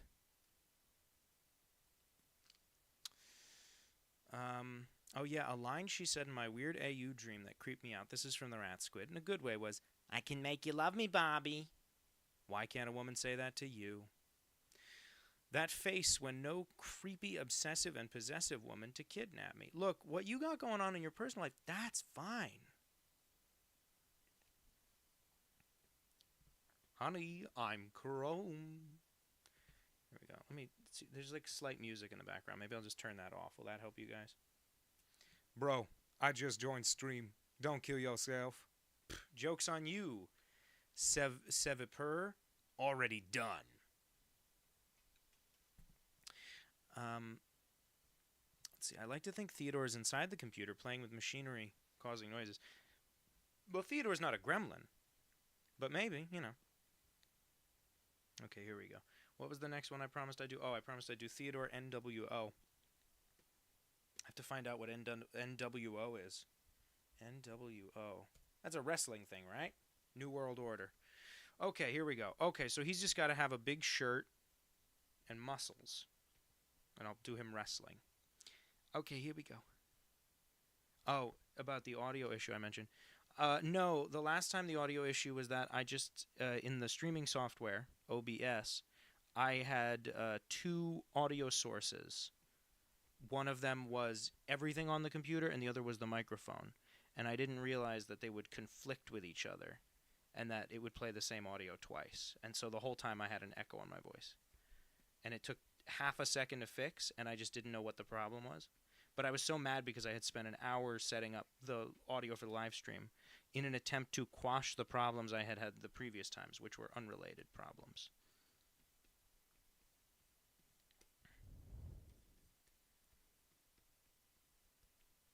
Theodore, the design of Theodore has barely changed, but it has changed a little bit, because he used to have this extra line on his arm.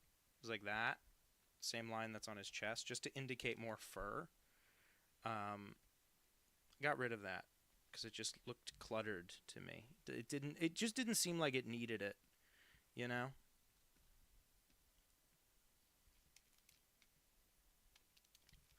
Okay, let me get a look at that T-shirt again. How it looks. Okay, the N and the O are small. Okay, and it's like a square.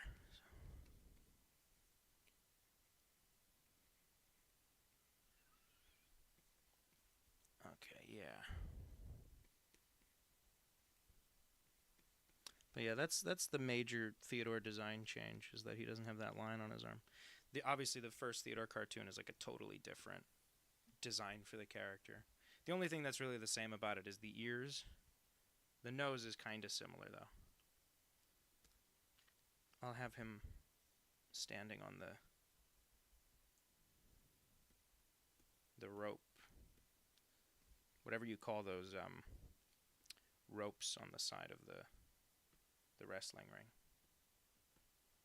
Okay. I hope this doesn't come back to haunt me in some way.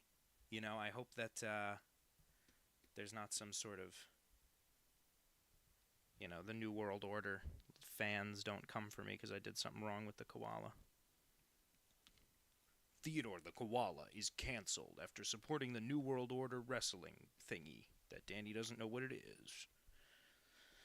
I'm so out of touch. These streams feel like I'm always like an alien, you know, and like I'm learning about your Earth culture. Although I guess, to be fair, I just don't know anything about wrestling in general. I had a friend who was really into wrestling. Didn't understand a word that guy said.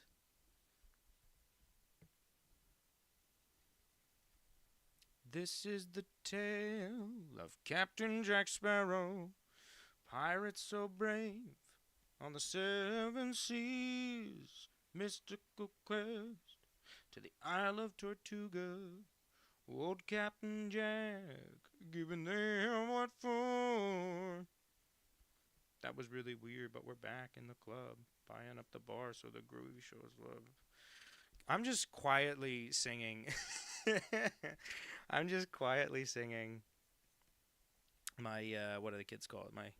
My old Lonely Island song. That's what I'm doing. Back to that 2010s internet humor. That's what I'm doing. Captain Jack, Johnny Depp,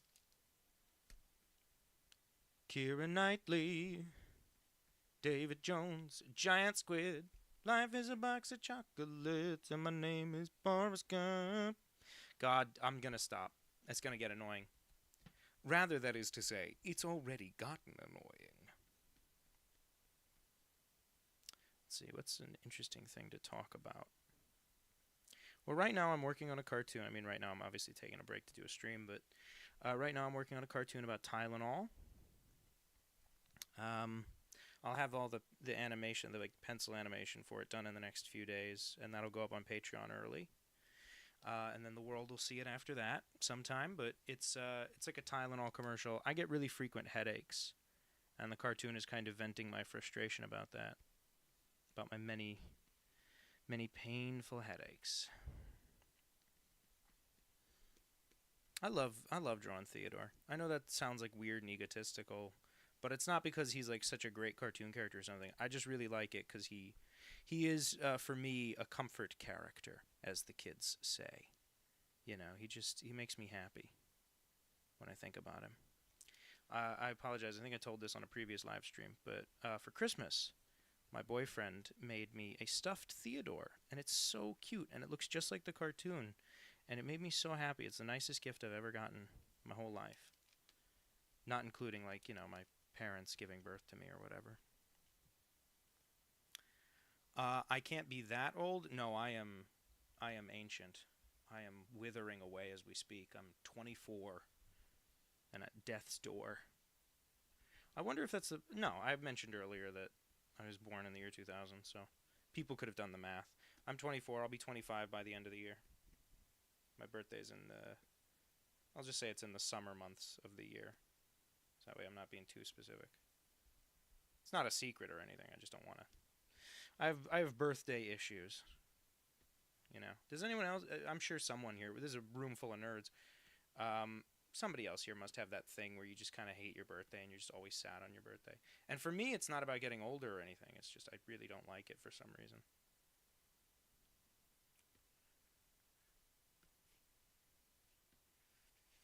Okay, there we go. So this is Theodore as a member of the New World Order, which is some kind of wrestling thing.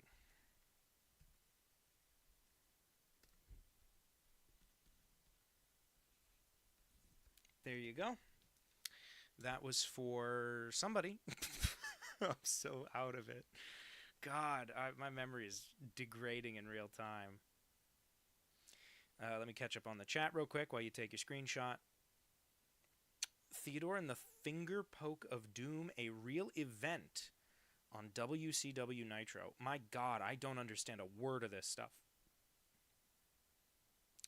Oh, people are working in your house, so you hate all noise. Well, Sean Arnold, I wish you luck with that.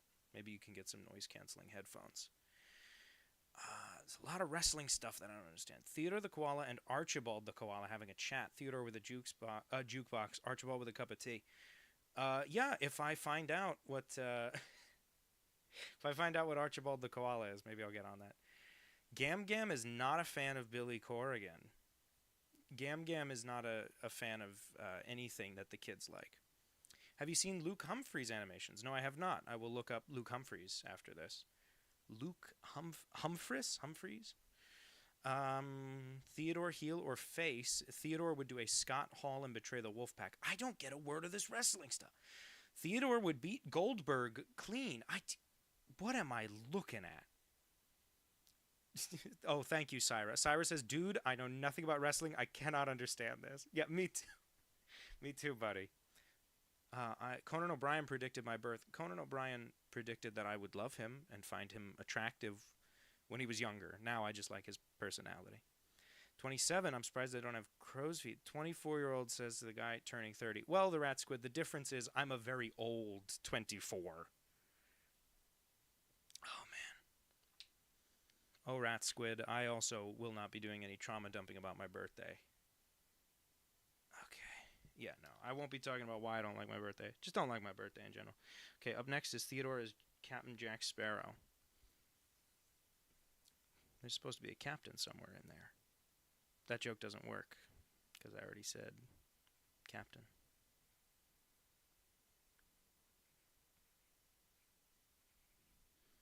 Would Theodore be a pirate? I think Theodore might be too nice to actually be a pirate. I think he's a very polite kind of mobster, con man figure. I don't think he takes money from people who can't afford to lose it. And I don't think Theodore's... I think Theodore's a criminal in the legal sense, but I don't think he's a bad guy. You know, he's sort of a gentleman thief. Did I miss Super Chicken? No, we'll get to Super Chicken in a minute.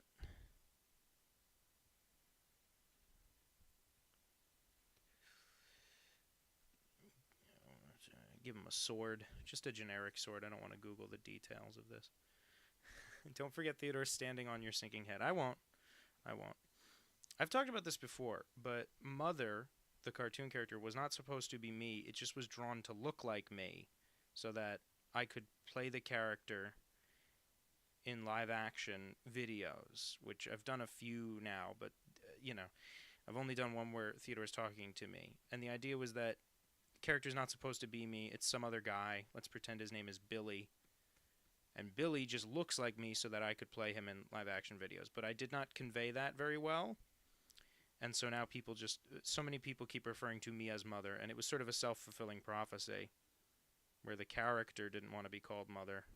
I was not trying to be called Mother, but now it's just happened. I'll give him that little compass Jack Sparrow has. Captain Jack, Johnny Depp. Gonna be stuck in my head now. It was already stuck in my head. What the hell am I talking about? Guys, don't let me get away with saying this kind of gibberish. Okay, start with a bandana. Give him one set of dreadlocks here.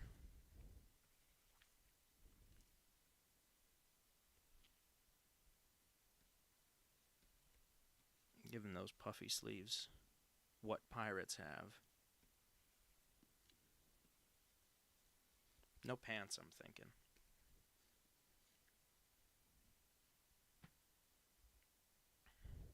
A lot of talk of Billy Corrigan. Oh, Billy Corgan. I thought you were talking about Billy Corgan, the guy from Smashing Pumpkins. And I was like, what does he have to do with any of this? Okay, it's the most brutal thing I've ever read. Don't forget Theodore standing and singing. Okay, yeah.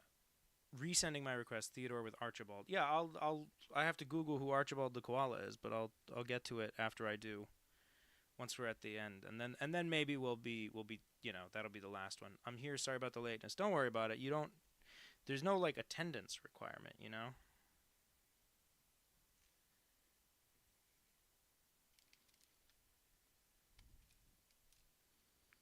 and we'll draw the dock that he's headed for, right? He's headed for the dock.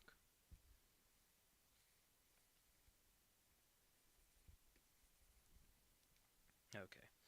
We have to ink this one. It's just what we have to do. I'll be right back, everybody. I'm going to be gone for 10 seconds. Just imagine me singing. Imagine me singing some annoying song.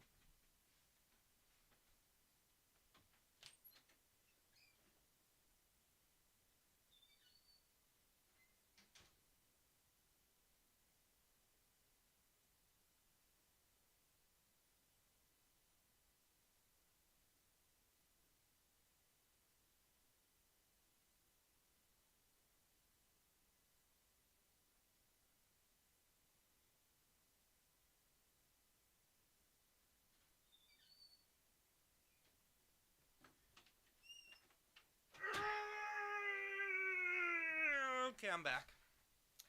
Whew. Oh, man. Oh, man, that was rough. Did you guys miss me? You have to say yes or I'll be really sad. You know what? I'm being too negative. How about I be positive? When I got out of the Army in 2021, I was 253 pounds. Now I'm 196 pounds. Wow. All right. Stream attendance is 20% of our grade. Considering Theodore enjoys The Werewolves of London, would he mistakenly watch The Wolf of Wall Street thinking it's a werewolf movie? Maybe that's why he got so greedy. He did a little too much. He watched too much business, He watched too much business movie. Syra, that thing you said about graduating. No more school for you. I was talking to someone recently, an internet friend who is also an artist and a cartoonist and such. And they asked me, "Oh, so what are you studying?" And I was like, "Oh no, I'm old. I'm out of school." And I thought that was weird because I guess they're a year or two younger than me then. But I was thrown for a loop that someone wouldn't clock me as the oldest person on Earth. There we go. Yeah. Doing a little Theodore. Doing a little bit of Theodore, just the tiniest bit. Hi, everybody. How you doing? Saw a werewolf with a Chinese menu in his hand, walking through the streets of Soho in the rain. He was looking for the place called Lee Ho Fooks. Gonna get a big dish of beef chow mein. Werewolves in London. Ahoo, werewolves in London. Ahoo. Solon China Jr., welcome with the Queen. Doing the werewolves of London. Solon China Jr., welcome with the Queen. Doing the werewolves of London. Ahoo. Saw a werewolf drinking a pina colada at Toyota Vicks. And his hair was perfect. Can I do a French accent? I can't do a good French accent, but sure, I could. Look, I can try anything. French accent. My friend, let's see, there was, I was involved in the bombing of Euro Disneyland. The day they opened, we tried to bomb the power transformer. To stop the power flow to Disneyland, and unfortunately, what happened was, there was, there was miscommunication between me and my friend Jacques, and what we did was, and it's unfortunate that we did this, but there was I did this sort of mistake. I make Jacques go too early. No, that was bad. Hang on. Jacques go too early. No, he's early. Fuck. How would a French person say early? Man, I really backed myself into a corner with this. That was a bad French accent. I'd like to apologize on behalf of America to the French people. For French people, the word apology means saying you're sorry. I know you've never heard of such a thing, but it's a thing people do in polite, civilized countries. That's a mean thing to say to French people, but, they'll never hear it. Unless one of you is a secret fucking Frenchie. You're a superstar, that is what you are. Draw the koala being awarded the Iron Cross by Hitler. No, I won't do that. I will not do such a thing. Theodore is a lovable character, and I don't care for those Nazis. Love the Norm Macdonald stand-up bit about Germany and how they keep going to war with the entire world. And he just, it's a very simple bit. He's talking about how twice Germany has gone to war with the entire world. And he just ends the bit by saying, "What do you think you are, Mars?" I like that bit. Now that I've dryly recited it with no timing and no sense of humor, I'm sure you enjoy it too. Comment down below your favorite part of the live stream where I just recited someone else's joke. Mine was when I just said that thing from The Simpsons before. I bet I sound like a jerk. Like to other people. Like, I'm not crazy about the sound of my voice, but, like, I can deal with it. I bet to a regular person I sound like a monster. Stupid monster. Do you have the time to listen to me whine? I hope you don't have the time to listen to me whine. Although, really, that's what we're all doing here, isn't it? I am one of those melodramatic news. That's my Phineas impression. Not really. I just like that meme where people say Phineas sounds like the, what's his name? Billy Joe Armstrong from Green Day. Almost done with his drawing of Theodore as Captain Jack Sparrow riding his mother's sinking head, as though it were the ship mast that he rides into the Isle of Tortuga on. That's Tortuga, right? Where he's going? Or is Tortuga the second place they go? Or does he go to Port Royal and then Tortuga's the one that's full of, like, scoundrels and drunks? Who's to say?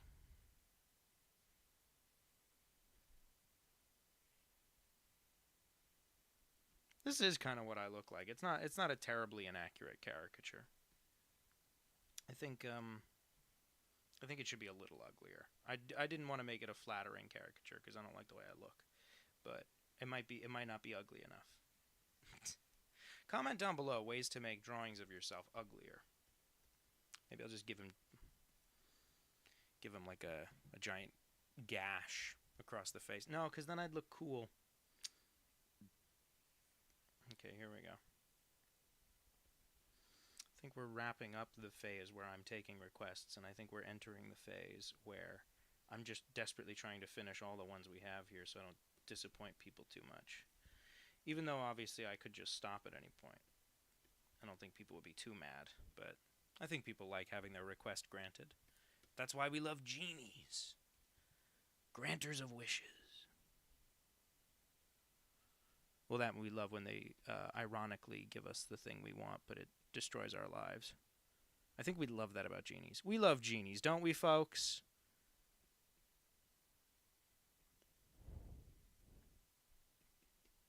Okay. Yep, and then little hinges and almost done. Almost done, fellas. Sure we are a bunch of shady, criminalish Jensen ladies. Not to be too binary about it, of course. Sure plenty of you are nerdy, non-binary people. This one goes out to all the nerdy non-binary people in the audience. All right. That's Theodore as Captain Jack Sparrow. And that was for, I believe, Syra. So, Syra, if you want to take a picture of this real quick, I'm going to take a sip of my drink, and I'll read the live chat that I missed. So, here we go.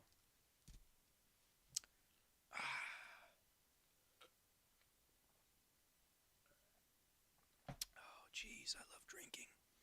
It's Diet Coke. Yeah, the last thing I read was that Hitler thing. The French are eternally grateful for us. We provided them Jerry Lewis. What's the best accent I can do? I like doing British. I don't know if it's the best, but I like pretending to be English. I think it's very fun. I've done a series of audiobooks where I pretend to be a British person, and so I've had to do this for a very long time, very extended periods of time, right back and forth to each other, reading like this for hours and hours, and I find it very pleasant and soothing and quiet. It's a very proper British person. I narrated the Julian Mercer books for G.K. Parks, who's a mystery author, and I read her books with a British character. Polka Dot Production says it's like the Joker. He may be a criminal, but he's a criminal with standards. Standards. They don't say standards. That's wrong. Ain't it weird if World War III happens, Germany won't be the bad guys? It is weird. What a disappointing sequel.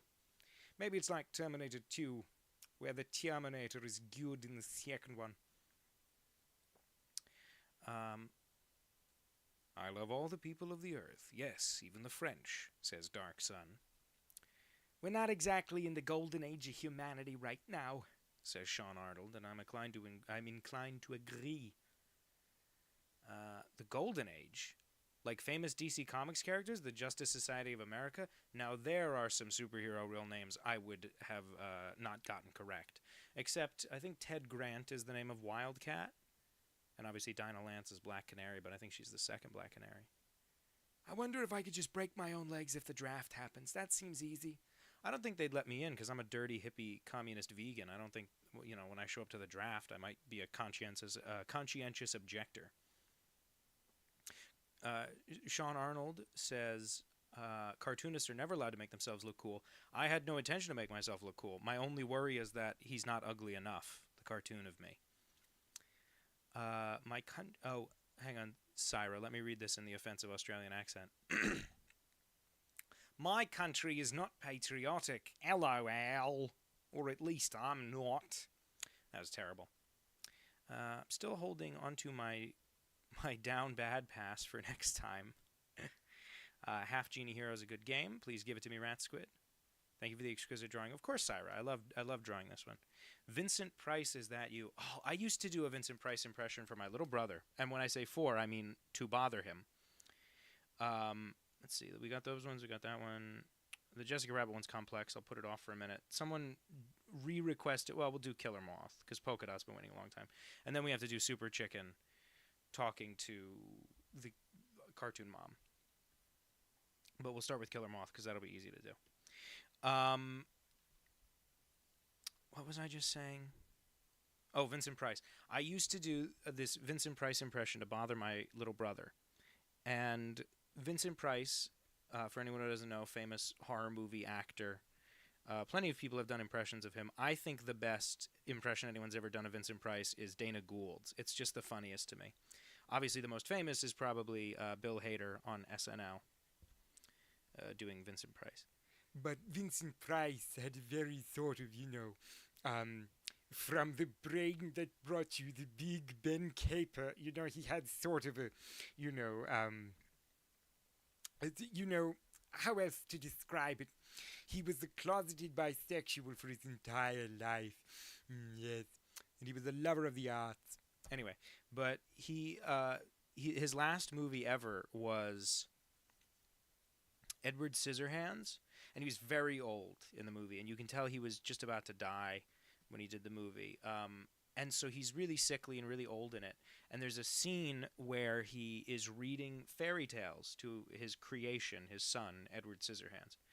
And my brother, to bother my brother, I used to do this thing where I would get really close to my brother's ear, and I would talk like Vincent Price in the movie Edward Scissorhands. So this is my impression of super old Vincent Price. Yes. Jack and Jill, yes, went up the hill to fetch a pail of water. Jack fell down, yes, and broke his crown. And Jill came tumbling after. Yes, good Edward, yes. So that was my Vincent Price just about to die. He also, right before he died, did the English narration for Disney's French Haunted Mansion, which is called Phantom Manor. So he did... Welcome to Phantom Manor. I'm your host, your ghost host. Yes, quite, yes. Yes, good, yes, yes. You know, that kind of thing. Killer Moth has some kind of a cocoon gun. Don't remember what it looks like, but I'll just give him sort of a generic-looking ray gun, and that'll be fine because it'll look like what he has in Lego Batman, which I'm assuming will be all right with Polka Dot Productions, seeing as their profile picture is a booster gold picture in the style of the first Lego Batman game. I was taught that on a previous live stream. Where I incorrectly said it was the booster gold from Lego Batman 3. And they sure showed me. I'll do that.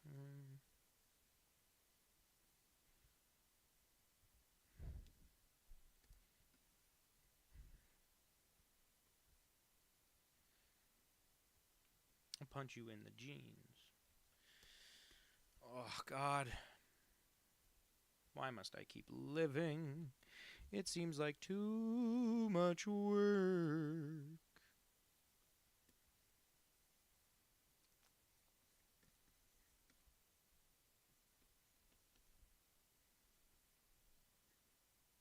He's got stripy legs, I remember that. Okay, now finally I'll give up and look up a picture of Killer Moth. I hope you're happy. Now I have to look up the reference, because I don't have the details of his costume committed to memory. Okay. Got a little moth logo.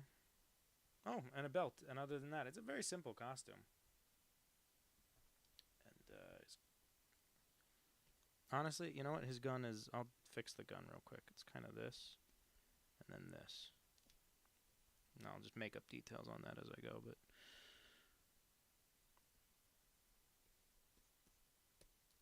That's enough out of you. Okay. Check up on the chat real quick before I ink this. Edward Scissyhands. That's what they used to call me down at the racetrack, Yes, of course. Yeah, Jack and Jill. Yes, quite, yes.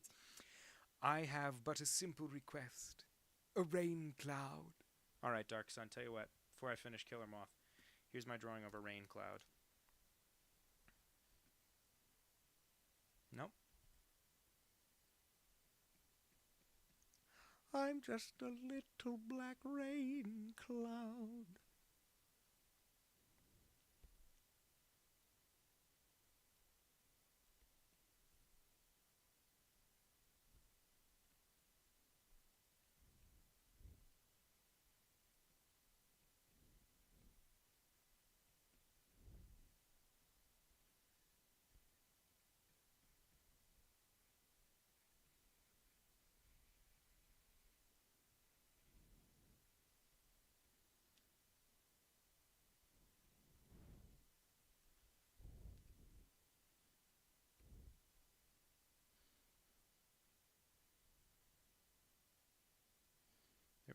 It's a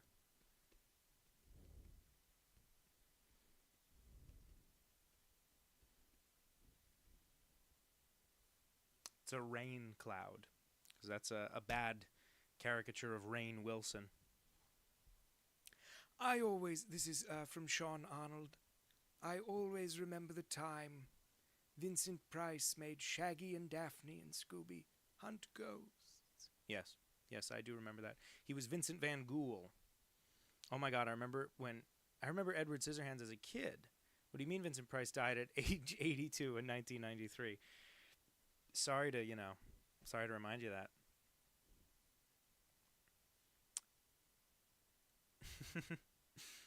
Sorry, I'm laughing at things people wrote.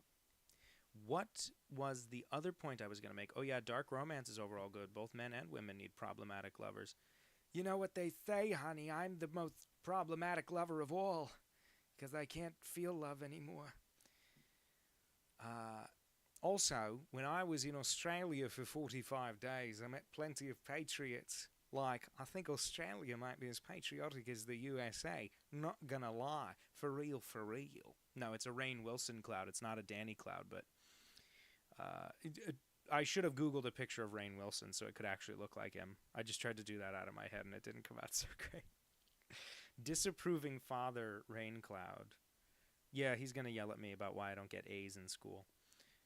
I actually did very well in school in every subject except math. I did really well in school, but I was so bad at math. And then math started to like matter and be important, and all of a sudden I was like also bad at science and all the other things as they became more advanced. Not everything. I was always okay with English and what have you, but So Dark Sun, I'm glad you got your Rain Cloud in there real quick before we finish up Killer Moth. Now, just eyeballing it, Killer Moth's arm is too short. Just gonna go ahead and stretch that out. We'll actually push it out more. Yeah, there we go. That's better. It's better already. Okay. I like Killer Moth, and I like drawing him. He's very fun, and he's a hell of a lover. I'm just look. I don't want to like toot his horn too much, but like I'll say it because he's a good guy. Killer Moth is a lover with a slow hand, if you know what I mean. He is gentle. He is always ready to take care of you. It's never about him. He gets his. That's the thing about Killer Moth is he doesn't, when he's in there, he doesn't forget to get his. But you're getting yours first, and you're getting yours best. You're probably getting yours last too. You're probably even a quickie with Killer Moth is minimum a 3-peat. Yeah, he's just good people. We don't give a honk. We don't give a honk. If you think we do, my friend, then you're wrong.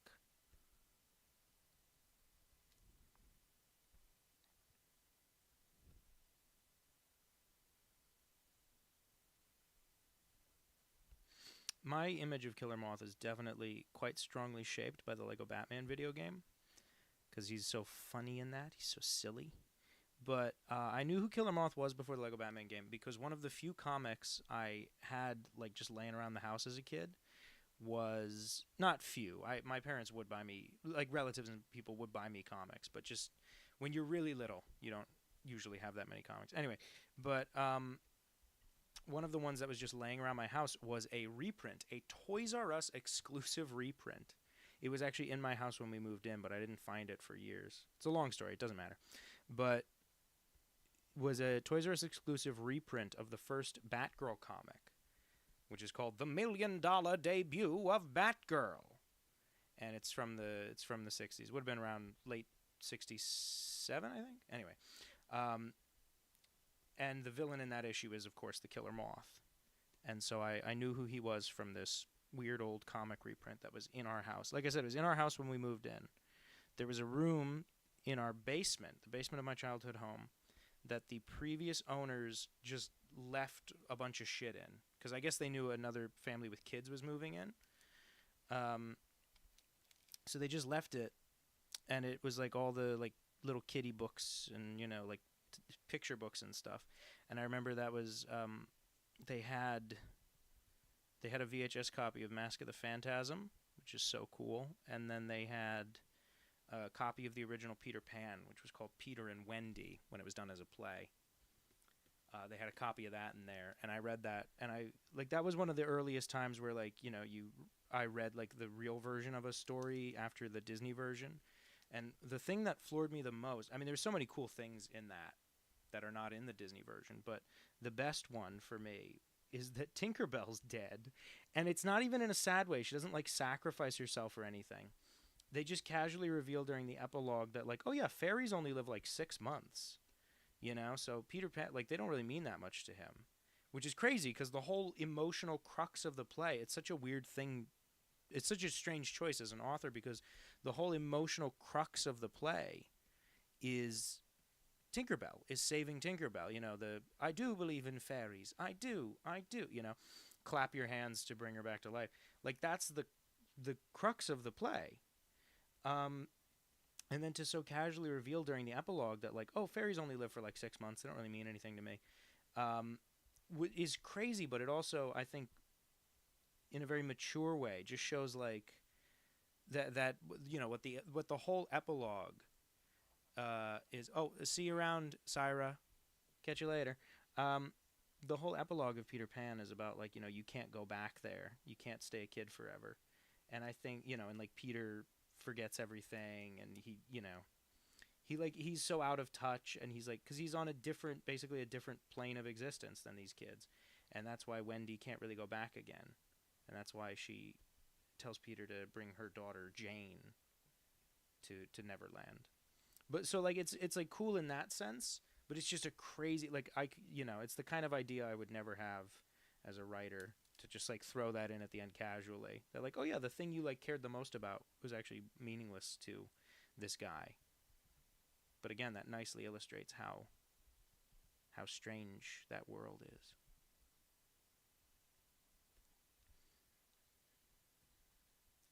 We don't give a honk. If you think we do, my friend, then you're wrong.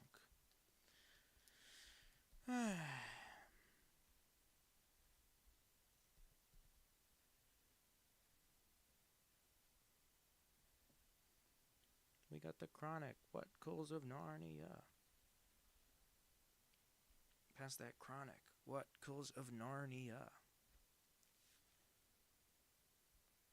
Let me just check real quick. Anything important in the chat? Toxic Yaoi? Toxic Yuri? I don't know what stuff is. The amount of old, bald, and fat white guys complaining to me about Labour made me think of our old, fat white guys complaining about the Democrats. Well, what are you going to do? I remember Killer Moth from the Teen Titans animated series. I think that's probably the most famous he's ever been. That's probably the most notable Killer Moth thing, right? They did a fun version of Killer Moth in The Batman, the 2004 Batman cartoon. They did a fun version of him in that where he's like a loser and everyone makes fun of him, which is a very common thing in modern versions of Killer Moth. They love to point out what a loser he is. Love to make fun of old Drury Walker, which is his real name. They love to make fun of Killer Moth in modern things.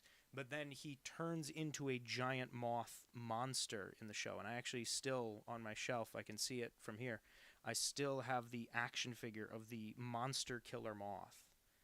Which, funny enough, as a kid, I hated, because I hated any time they would do...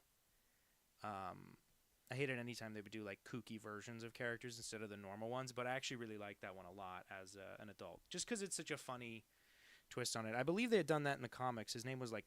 He became a monster called like Praxis or something, and it was... I have very fuzzy memories of that. But he actually did... That was something in the comics where they had turned Killer Moth into a monster once before.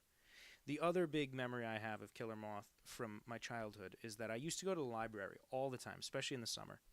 And I would take out, graphic novels or like collected editions of comic books. And one that I got that was like a little more adult probably than I was supposed to be reading was Batgirl Year One, which was done sometime in the 2000s. Obviously, it's like an origin of Batgirl retelling. And so Killer Moth and Firefly are the villains in that. And I remember there's a scene where Killer Moth is like down on his luck and he's stealing clothes out of a donation bin. So that's probably the most seriously pathetic, like non-comedic, pathetic version of Killer Moth they've done. But that book had a scene where Batgirl and Robin kiss, and that was an early like shipping thing for me because I always loved Batgirl. Like not in like a crush way, even more just like I respect her, that I want her to be happy, and I did have a crush on Robin. So that was an early like, ooh, they're kissing. But it's a kind of a weird scene because he's supposed to be like, 12 or 13, and she's more like 16 or 17. She's a little older, and she's upset that he kissed her. So it's a weird scene in the book as an adult, but as a kid I was just like, they kiffed. I love when they kiff.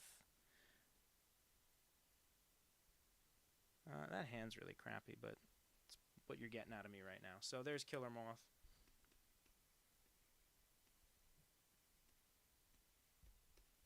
Okay.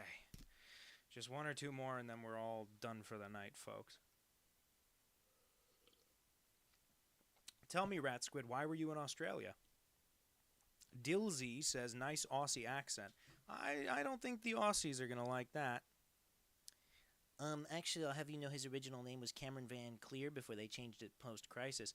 Hey, I drew Drury Walker. You can call him whatever you want. My headcanon, this was Drury Walker. My favorite Batgirl as a kid was Cassandra Cain. I've not read enough Cassandra Cain comics as an adult, but she was in like No Man's Land and stuff, which was another thing. I took No Man's Land out of the library as a kid, and I was like horrified because there's a scene at the end where the Joker's threatening to murder a bunch of babies.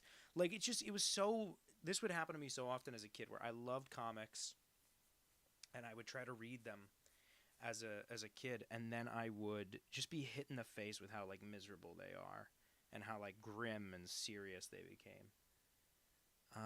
Okay. You know what? Did I get through all of these? I didn't skip any of these. Okay. So I got to do Super Chicken talking to Vivian. No Man's Land is wild. Let's see what Rat Squid says. I was an 88M and a master driver with a CDL, and I thought I was in Australia to teach the Aussie military how to drive. I get to Australia, think I was there to teach them that. I got there, some general asked me when I was going to leave. Turns out my orders were messed up. I was not supposed to be there. So I just got a 44-day vacation in Australia. Hey, could be worse, man. Could be much worse. Spending 45 days in Australia.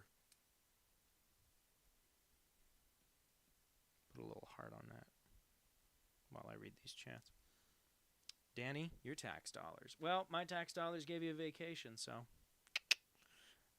Close second is Stephanie Brown. No Man's Land is wild. No Man's Land is crazy. There is a part at the end where Joker's threatening to murder a room full of babies, and instead he just murders Commissioner Gordon's wife, and all these like dead babies these babies are surrounding this dead woman. It's just so grim and miserable, and it like stuff like that always put me off of reading more comics. But then of course I would just go back to the library and get more comics that are also grim and miserable. Like Ultimate Spider-Man was kind of an early one where I was like, oh, like I read a bunch of Ultimate Spider-Man stuff, and that was an early example of I'd pick up an Ultimate Spider-Man collection, and there would be like, just some like awful thing. Like 2 pages in, it would just be like, Black Cat kisses Spider-Man, and then she goes, wait a minute, you're a teenager? And then she throws up in front of him. There's so much vomit in Ultimate Comics. Ultimate Comics love cannibalism and vomit. Sorry for the delay, everyone. I'm trying to draw Super Chicken, and I've never drawn Super Chicken before in my life. And then when you Google Super Chicken, there's like a bunch of restaurants called Super Chicken, apparently. Anyway, back to drawing Super Chicken. For people who don't know what Super Chicken is, which I'd imagine is a lot of you, Super Chicken was a cartoon that was part of George of the Jungle. So George of the Jungle was made by the same people who made Rocky and Bullwinkle. If you don't know what Rocky and Bullwinkle is, well, probably everyone here knows Rocky and Bullwinkle. But Rocky and Bullwinkle was a very popular 50s TV cartoon. It was one of the first like smartly written TV cartoons. It was like funny and meta, and adults would watch it. They aired it in prime time for a while. It was a very popular show. Rocky and Bullwinkle was. Anyway, on Rocky and Bullwinkle, yeah, Rocky and Bullwinkle were the main characters, but then they would have other supporting cartoons. So, like, Dudley Do Right is probably the most famous one. But then there was Peabody and Sherman, who ended up getting their own movie eventually. But which I guess Dudley Do Right had his own movie too. But they would have like supporting features. So then once Rocky and Bullwinkle had been a big hit, their next thing was George of the Jungle. And George of the Jungle, now does he have this belt? So many pictures have him with the belt, but I don't think he has a belt. No, yeah, not in the cartoon. Okay. So their next cartoon was George of the Jungle, and George of the Jungle was like a little more expensively animated. That more money was available for the animation. It was drawn in like Hollywood instead of Mexico, which Rocky and Bullwinkle was outsourced to Mexico and looked kind of crappy. I love Rocky and Bullwinkle, but part of the charm is that it's really cheap and crappy.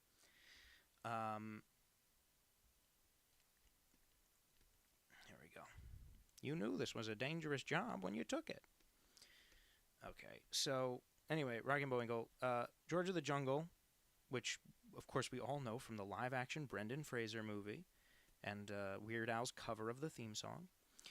Same people who made Rocky and Bullwinkle, slightly better animation, same sort of aesthetic and art style. And so much like how Rocky and Bullwinkle had backup cartoons with Peabody and Sherman and Dudley Do Right, they also had Aesop and Son and Fractured Fairy Tales. But much like how they had backup cartoons, George of the Jungle had Super Chicken and Tom Swift. And Tom Swift was like a race car driver, daredevil kind of character. It was literally just Dudley Do Right, but he drove a car. Because it was, there was a hero who talked like this, and a bad guy who was European and evil. I think the bad guy on Tom Swift might have had like a foreign accent. He might have been like Russian or something. Anyway, I don't want her doing the side eye. I want her wide-eyed at this. This talking chicken. She's friends with a goblin, but not a talking chicken. I feel like Vivian's slightly different every time I draw her. Vivian, the cartoon mom. Slightly different every time I draw her. Okay, there we go. So, yep, and here's her hair, which is the shape of her head, because she has no actual hair or head, just a big blob. I do like Vivian, though. I want to use that character again soon. In a context where she's not reading perverts' comments. Just as a mom in something. Next time I have a cartoon that just requires a mom, I think I'll just go back to Vivian. She's a fun character to write and voice. I think I've told this before, where someone sent me a message out of the blue and was like, I could do Vivian's voice in future cartoons. And obviously it was a woman. And I get why someone might think they need to offer that service. But I have women friends, and I could certainly ask them to voice female characters. The reason I would voice, like Vivian or whatever, is because, number one, I like doing things by myself. I have a bit of an ego about that. But more than that, I think there's like a fun drag element to a lot of my women characters. Like Vivian, if a woman played Vivian, she'd be a much more normal character, and she wouldn't be so va-va-voom pin-up girl sexualized, because I wouldn't ask a woman to do that. I don't think it'd be any fun, really. I mean, maybe a woman would want to, I don't know, but there's like a drag element to it, where I like it, and it's campy. It's over the top on purpose. There we go. I don't think this one needs to be inked. This one came out pretty neat on its own. Forgetting how I draw Vivian's feet. Put her in flats. I think she wears heels, though. So rarely see her feet. There you go. Super Chicken and Vivian. Anyway, Super Chicken was one of the backup features on George of the Jungle, along with Tom Swift. And Super Chicken had a sidekick who was like a lion, kind of a cowardly lion type. And, it was sort of a comedy superhero adventure show. And now I can catch up on the live chat, now that I'm done with this particular drawing. By the way, take a screenshot if this was your drawing. I forgot who asked for this one. Was it Aubin? I think, yeah. Tom Slick, sorry. I like the follow-up to Death in the Family, where the Joker becomes a dictator of a third world country to receive diplomatic immunity, so Batman can't murder him for killing Jason. He does. He becomes the ambassador to Iran because he was in Iran when he killed Jason Todd, and it's something with a nuclear bomb. It's a pretty dated element of the story, but I do think it's very funny when the Joker bursts into the UN and he's wearing like he's dressed like a sheik, like he has the garb of a Middle Eastern sheik on, and I just think that's funny because why would the Joker bother with that just because he's the ambassador to Iran? He doesn't have to dress like that, but it was a different time. Rat Squid said, I remember back in middle school, there was this girl who hounded me. She followed me home from school, talked to me all the time, even drove other kids away from me to keep me to herself. She followed me home from school and chased me after and pinned me to a tree before I could push her off me. My parents threatened to call the cops, and then she left me alone. Well, that sounds like a formative memory. That sounds like the kind of thing that'll mess someone up for life.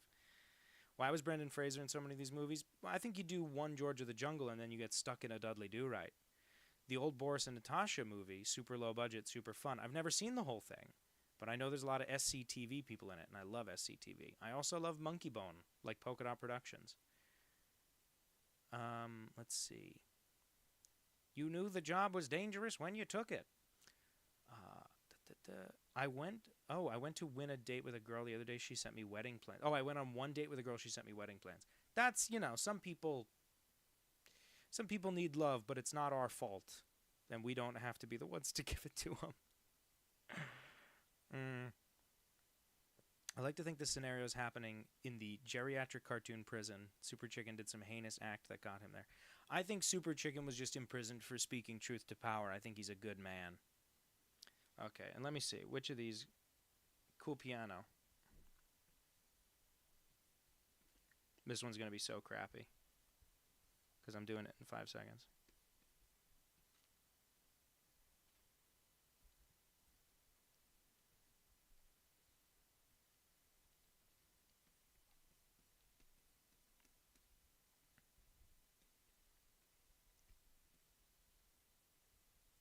Little keyboard. And he's got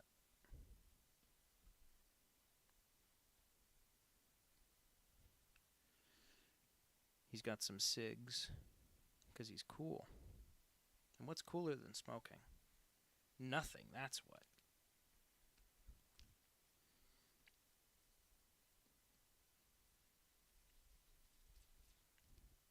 There you go, cool piano.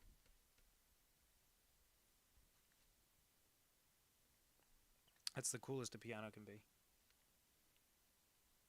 Have you ever seen the movie House? No.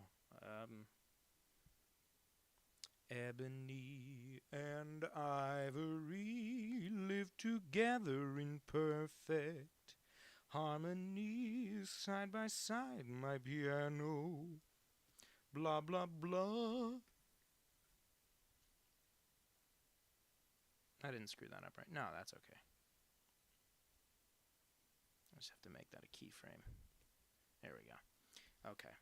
So just to review what we've drawn tonight, we've got the thumbnail, Theodore in a Mario Kart style go-kart, 2 characters I don't know, Fish wearing a monocle, Garfield beating up Batman, Dagoth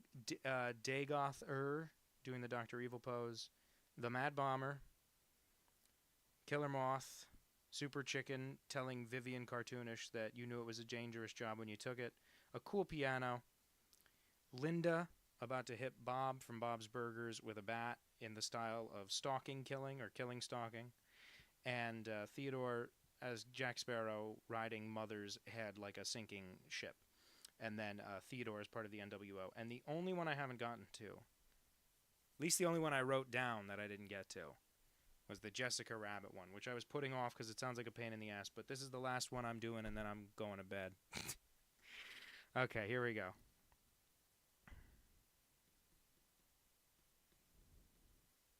And it was, if I remember the request correctly, she's supposed to be on Thomas the Tank Engine, laying on, like, the support. And he's supposed to be, like, indifferent to it, or just, like, not looking.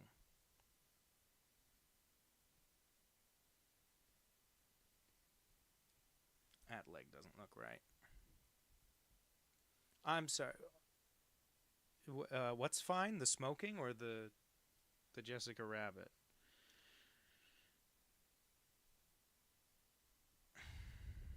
Have her covering her tatas with her hand. How about that? Okay, and then this will be the...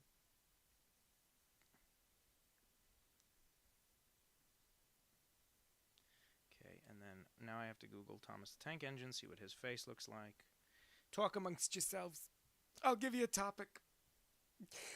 The collapse of the Roman Empire.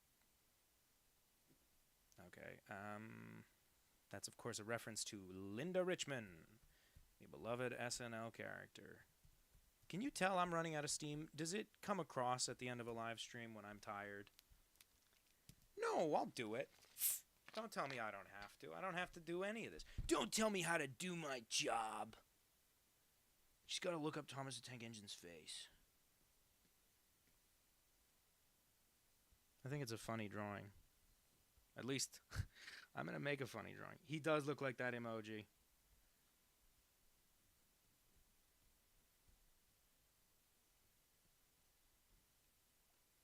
I feel like I'm missing something on this face. Oh, his eyebrows.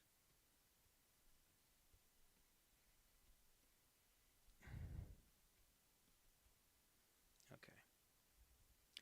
And then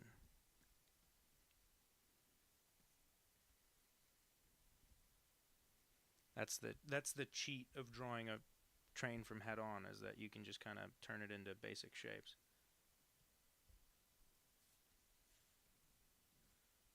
Did you do you guys know how there's like people who are really into Thomas the Tank Engine, like as adults, and it's one of those things where it's like, of course that exists. Like, why wouldn't it? I'm into like Batman, and then but it's one of those things where it's like, for some reason, I had just never guessed that people would be super into it.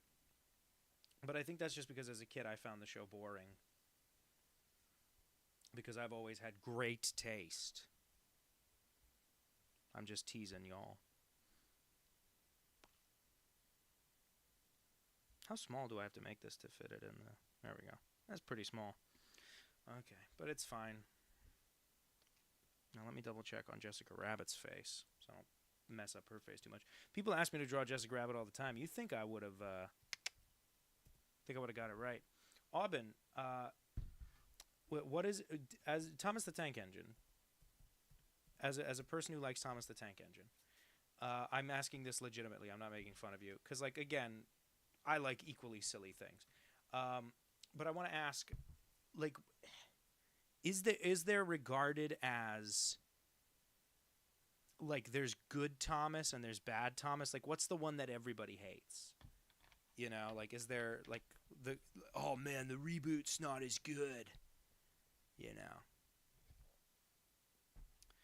Okay. Oh, Setsune says they're very into Sonic. I think all of us like something where it's like there are weirdos out there who really love it, and then you feel kind of bad for loving it, but you shouldn't. Sonic the Hedgehog, everybody loves those games, you know? It's Thomas the Tank Engine. It's been around for God knows how many years. Like, of course you love it. Like, you don't have to feel bad just because there are people who are weird about it, you know? At least I hope you don't feel bad about it just because there are weirdos.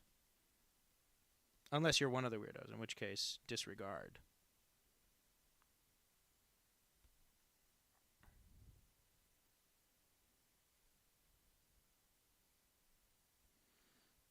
And then Jessica's hair. I always find Jessica Rabbit just a little bit difficult to draw. Like, obviously I can do it. I love drawing, you know, sort of pin-up type stuff. It's the closest I get to doing drag, really. It's like pin-up girls and stuff.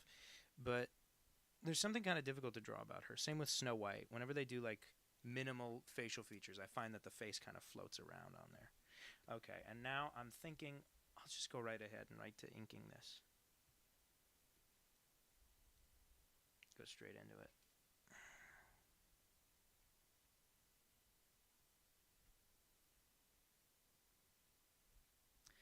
Another stream, another Jessica Rabbit drawing. Do I want to do her eye like that? No, I don't.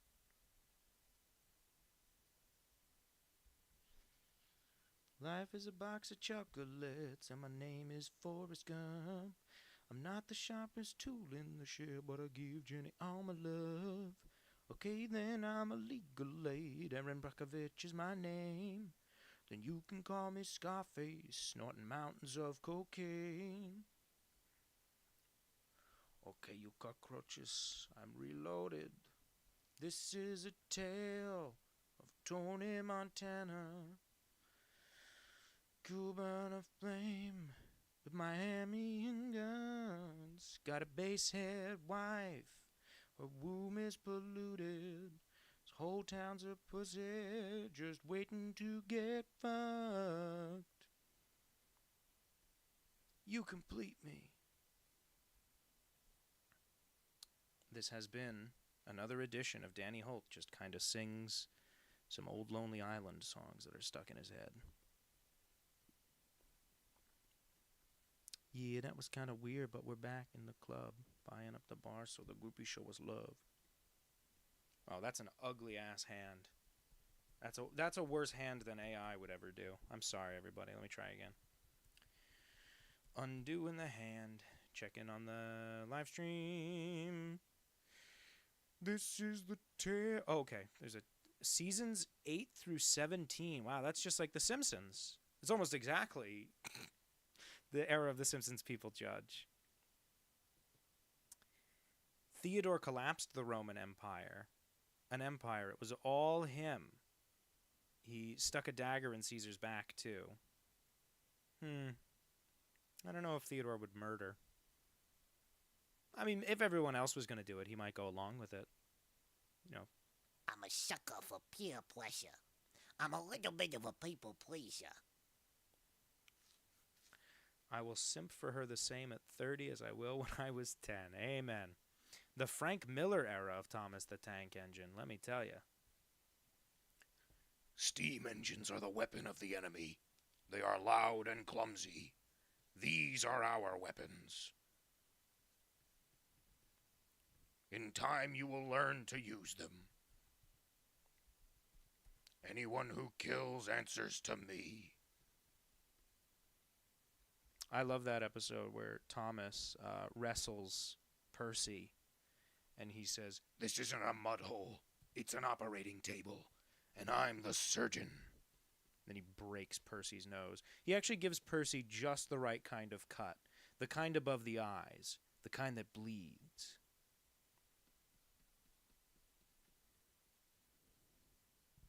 These are all references to Frank Miller's famous graphic novel, The Dark Knight Returns. David Jones, Giant Squid. This is becoming incoherent to listen to. I apologize, everybody. I'll get nice and coherent again in a little bit. Now back to the good part. From the day he was born, he yearned for adventure. Old Captain Jack. I could at least sing a different song so you guys don't have to keep hearing that. So, Senator... Nope, already did that. Theodore, hundreds of years. I want you to remember, Percy. This is Polka Dot Productions' riff on Thomas the Tank Engine doing Dark Knight Returns lines. I want you to remember, Percy, the one tank engine who beats you. And then Thomas's coal supply runs out and he has a heart attack. In all your years to come, in all your most private moments, I want you to remember. I really like the animated movie they did of The Dark Knight Returns. I thought it nicely simplified some of the more convoluted elements of the story. I think what it's missing, that all those animated adaptations of graphic novels invariably have to be missing, is you know, the novel-ish depth that those stories can have, where you can just, you know, spend some time with a character whose purpose you don't know until they're nearly out of the story. You know, like there's a moment that always made me cry the first time I read The Dark Knight Returns, where it's a woman on the subway, and she's just bought a set of watercolor paints for her son because her son wants to be an artist, and so she's bought him this set of watercolor paints, and then these young criminals causing a ruckus on the train, and one of them bumps into her, and she's worried that he stole the set of paints that she's going to give her son. And then she checks her purse, and she goes, "Oh, good, it's still there." And then she goes, "Wait a minute, what's this?" And then it turns out they put a grenade in her purse, and she explodes. And it made me cry the first time I read the book. It was just so sad and human. And obviously that's something that you just don't have time for in a, you know, in a shortened movie version of things. And, you know, and so stuff like that has to go by the wayside just because there's no time for that in a movie. But that's the sort of novel-related stuff. That's the novel part of graphic novel that they can, of course, never have in these things. Same with all the... They've done like 3 or 4 versions... No, they've done 3 versions of Watchmen now. There's the TV show, which is a sequel to it. There's the Zack Snyder movie, and then they just did an animated version. And I'll be totally honest with you, I don't like any of them. They all have good things about them. I've watched the Zack Snyder one like 10 times, even though I hate it. Just because it's so beautiful to look at, and it is like a weird proxy way to relive that story that I love so much. Like, it's hard to articulate because I'm a weirdo and my brain doesn't make sense. So it's a nonsense thing to do. Watch a movie that you don't like just because it gives you some of the high of reading that book again in between the many times I've just reread the book on its own. But it's one of those things where it just feels like the movie is made by someone who read the book, liked it, didn't really get it. But I know other people have made that complaint before. Anyway, that's enough about movies. But yeah, Watchmen movies, they all kind of lack the best part of Watchmen, which is that it reads like a novel. And you literally can't do that in a movie because you just don't have time for these things. And there's stuff in a novel you can do. Like, a lot of my favorite parts of Watchmen are actually in the little backup pages. Like when you read that little bit of Hollis Mason's autobiography, his memoir, Under the Hood. When you actually get to read some of that in the novel, it's the graphic novel, it's so cool. And it's so, like, tragic and weird and well written, and it's got one of those great images that, like, sticks with you forever. Where he's telling a story about working as a mechanic as a kid. And there's a guy, the guy who runs the mechanic shop is like, he loves to do pranks, and he bought this pair of fake breasts so that he could, like, open the door to his office, walk out, and haha, look at me, boys, and he would have a pair of fake boobs on.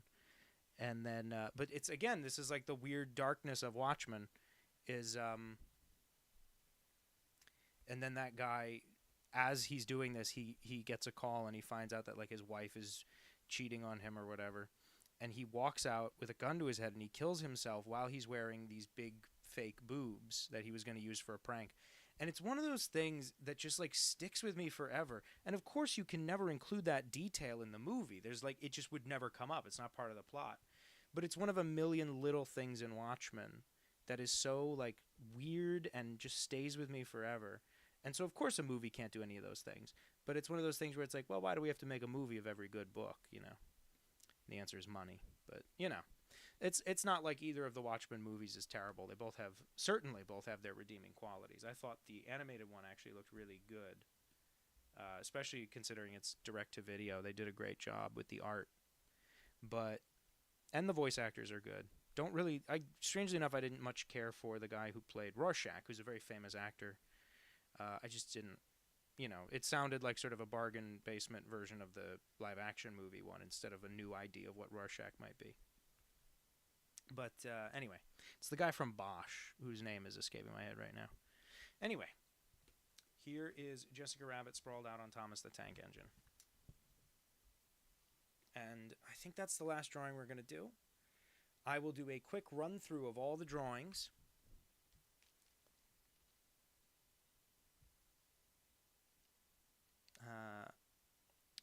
Yeah, let me just catch up on this real quick. Space Olympics. Oh, absolutely. There are managerial issues at the Space Olympics. Unironically, just finished Watchmen. Got emotionally destroyed. The comic book. It's a great book.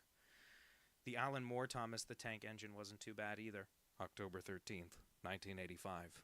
A tank engine died in New York today. I'm tired of these tank engines being caught up in the tangle of their lives. So this is Jessica Rabbit, Thomas the Tank Engine. Let me sign that real quick. You can get a screenshot. Okay. While you get a screenshot, I'll finish this. Zack Snyder's a great director of cinematography. Absolutely. Movie's beautiful. Jeff Johns is going to make a real good sequel to it. That Jeff Johns sequel, that Jeff Johns, what was it called? The Doomsday Clock. That was so beautifully drawn. The art is amazing, and the writing. There's a couple of little moments in that writing where you're like, oh, that's cool. And then you just go, ugh. I would buy Ozymandias' toys. That's why I'm part of the problem.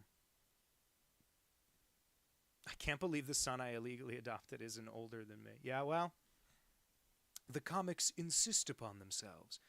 Dang, I guess I should rewatch them. You don't have to. There's some stuff in there. There's like mention of sexual assault and murder and stuff. So if that's too heavy for you, don't do it. I remember something about a koala request. Oh yeah, Lydia wanted me to do Theodore and Archibald. Tell you what, I'm gonna Google Archibald Koala, and if he's hard to draw, I won't do it. But if he's easy, we'll do that as I say goodnight. Archibald Koala. Thank you for reminding me. I totally forgot that. Oh, Archibald the Koala is so easy to draw.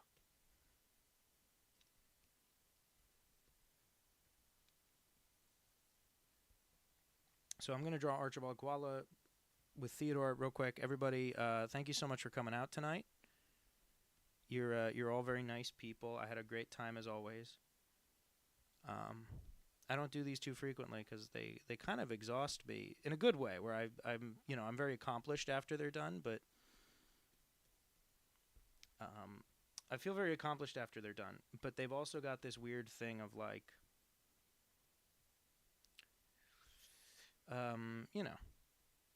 this is technically not the work I'm supposed to be doing, you know.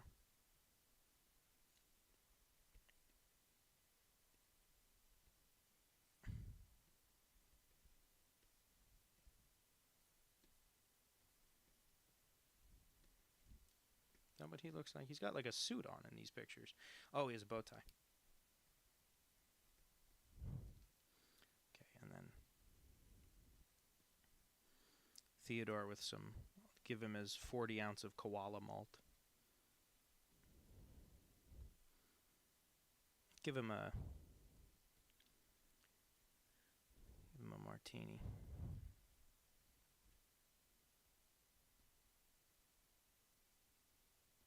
A lot of Theodore tonight. I feel like I usually get one or two for Theodore. There's a lot of Theodore requests tonight. Makes me think about how I got to get back to making a Theodore cartoon. Been too long. Okay. Never mind, my son. It was a stream, I can say that much. Oh, I'm very happy I'm getting to it, Lydia. Someone reminded me. I was just about to sign off, and then someone reminded me. So I'm absolutely doing it. Because I know I said I would. But yeah, I definitely got to do another Theodore real soon. It's been too long. Like I said, there was a mini one. It was literally 5 seconds long that I put up on... It was shorter than 5 seconds. It might have been 3 seconds. I put up on Patreon this week. Special exclusive for patrons. But if you want to see stuff that's, sneak peeks and that sort of stuff, but you don't want to spend $3 on the Patreon, you can just go to Discord. Links in the description. You can join our Discord for absolutely free. And I'll send sneak peeks there sometimes too. I'll make announcements when live streams are happening, when there's new posts and stuff. That'll all be there too. I'm trying to think, what's the next Theodore I'm gonna do? I'll probably do I had an idea for one about Comic-Con. It's either that or Girl Scout cookies. Theodore selling Girl Scout cookies is an old idea of mine.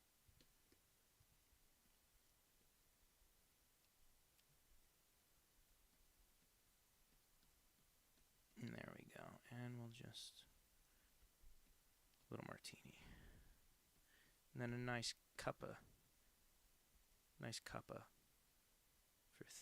for Archibald the koala.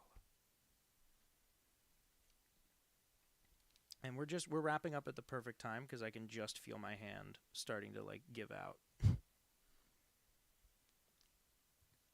I like this. I don't know what Archibald the koala is. I was not familiar with it before you asked for this, but it looks very cute. I like this art style it has.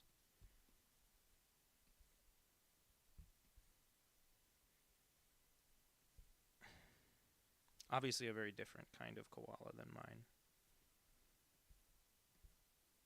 He seems like a more anthropomorphic character.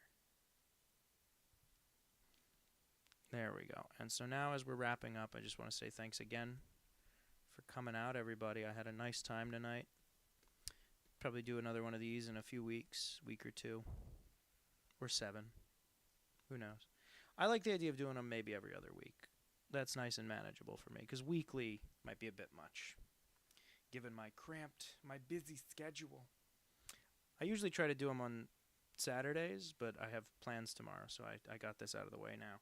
Okay, there we go. That's Archibald hanging out with Theodore for Lydia. So, Lydia, if you want to grab a screenshot of that, you can. Like I said, in the next day or two, I'll post nice, clean screenshots of everything.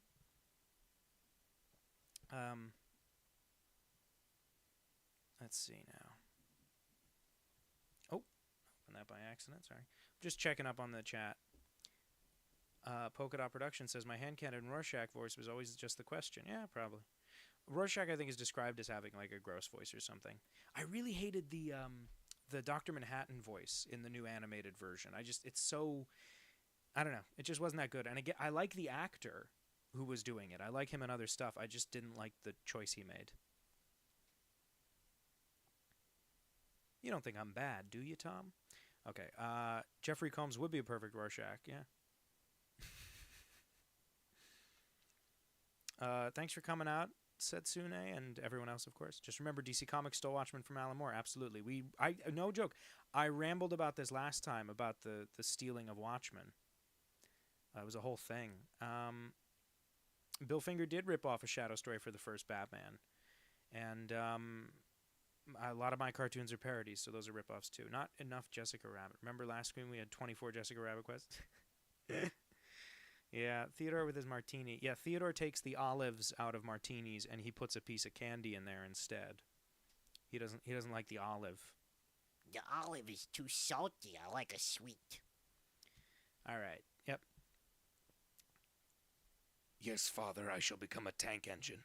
Thomas says as the tank engine crashes through his window in the most famous graphic novel, Thomas Year One. That's very funny, Polka Dot Productions. Okay, so we're done now. I'm just going to scroll through. We're just going to look at everyone's drawings. So Archibald and Theodore.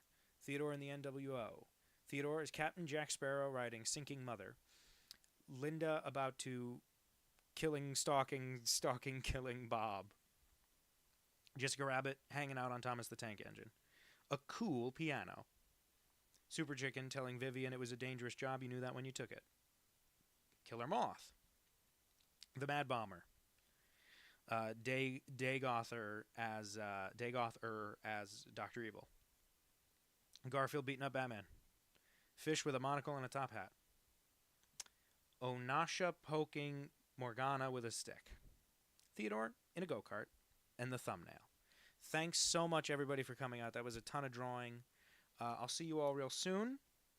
Catch you in the Discord or on Patreon or just on another one of these live streams.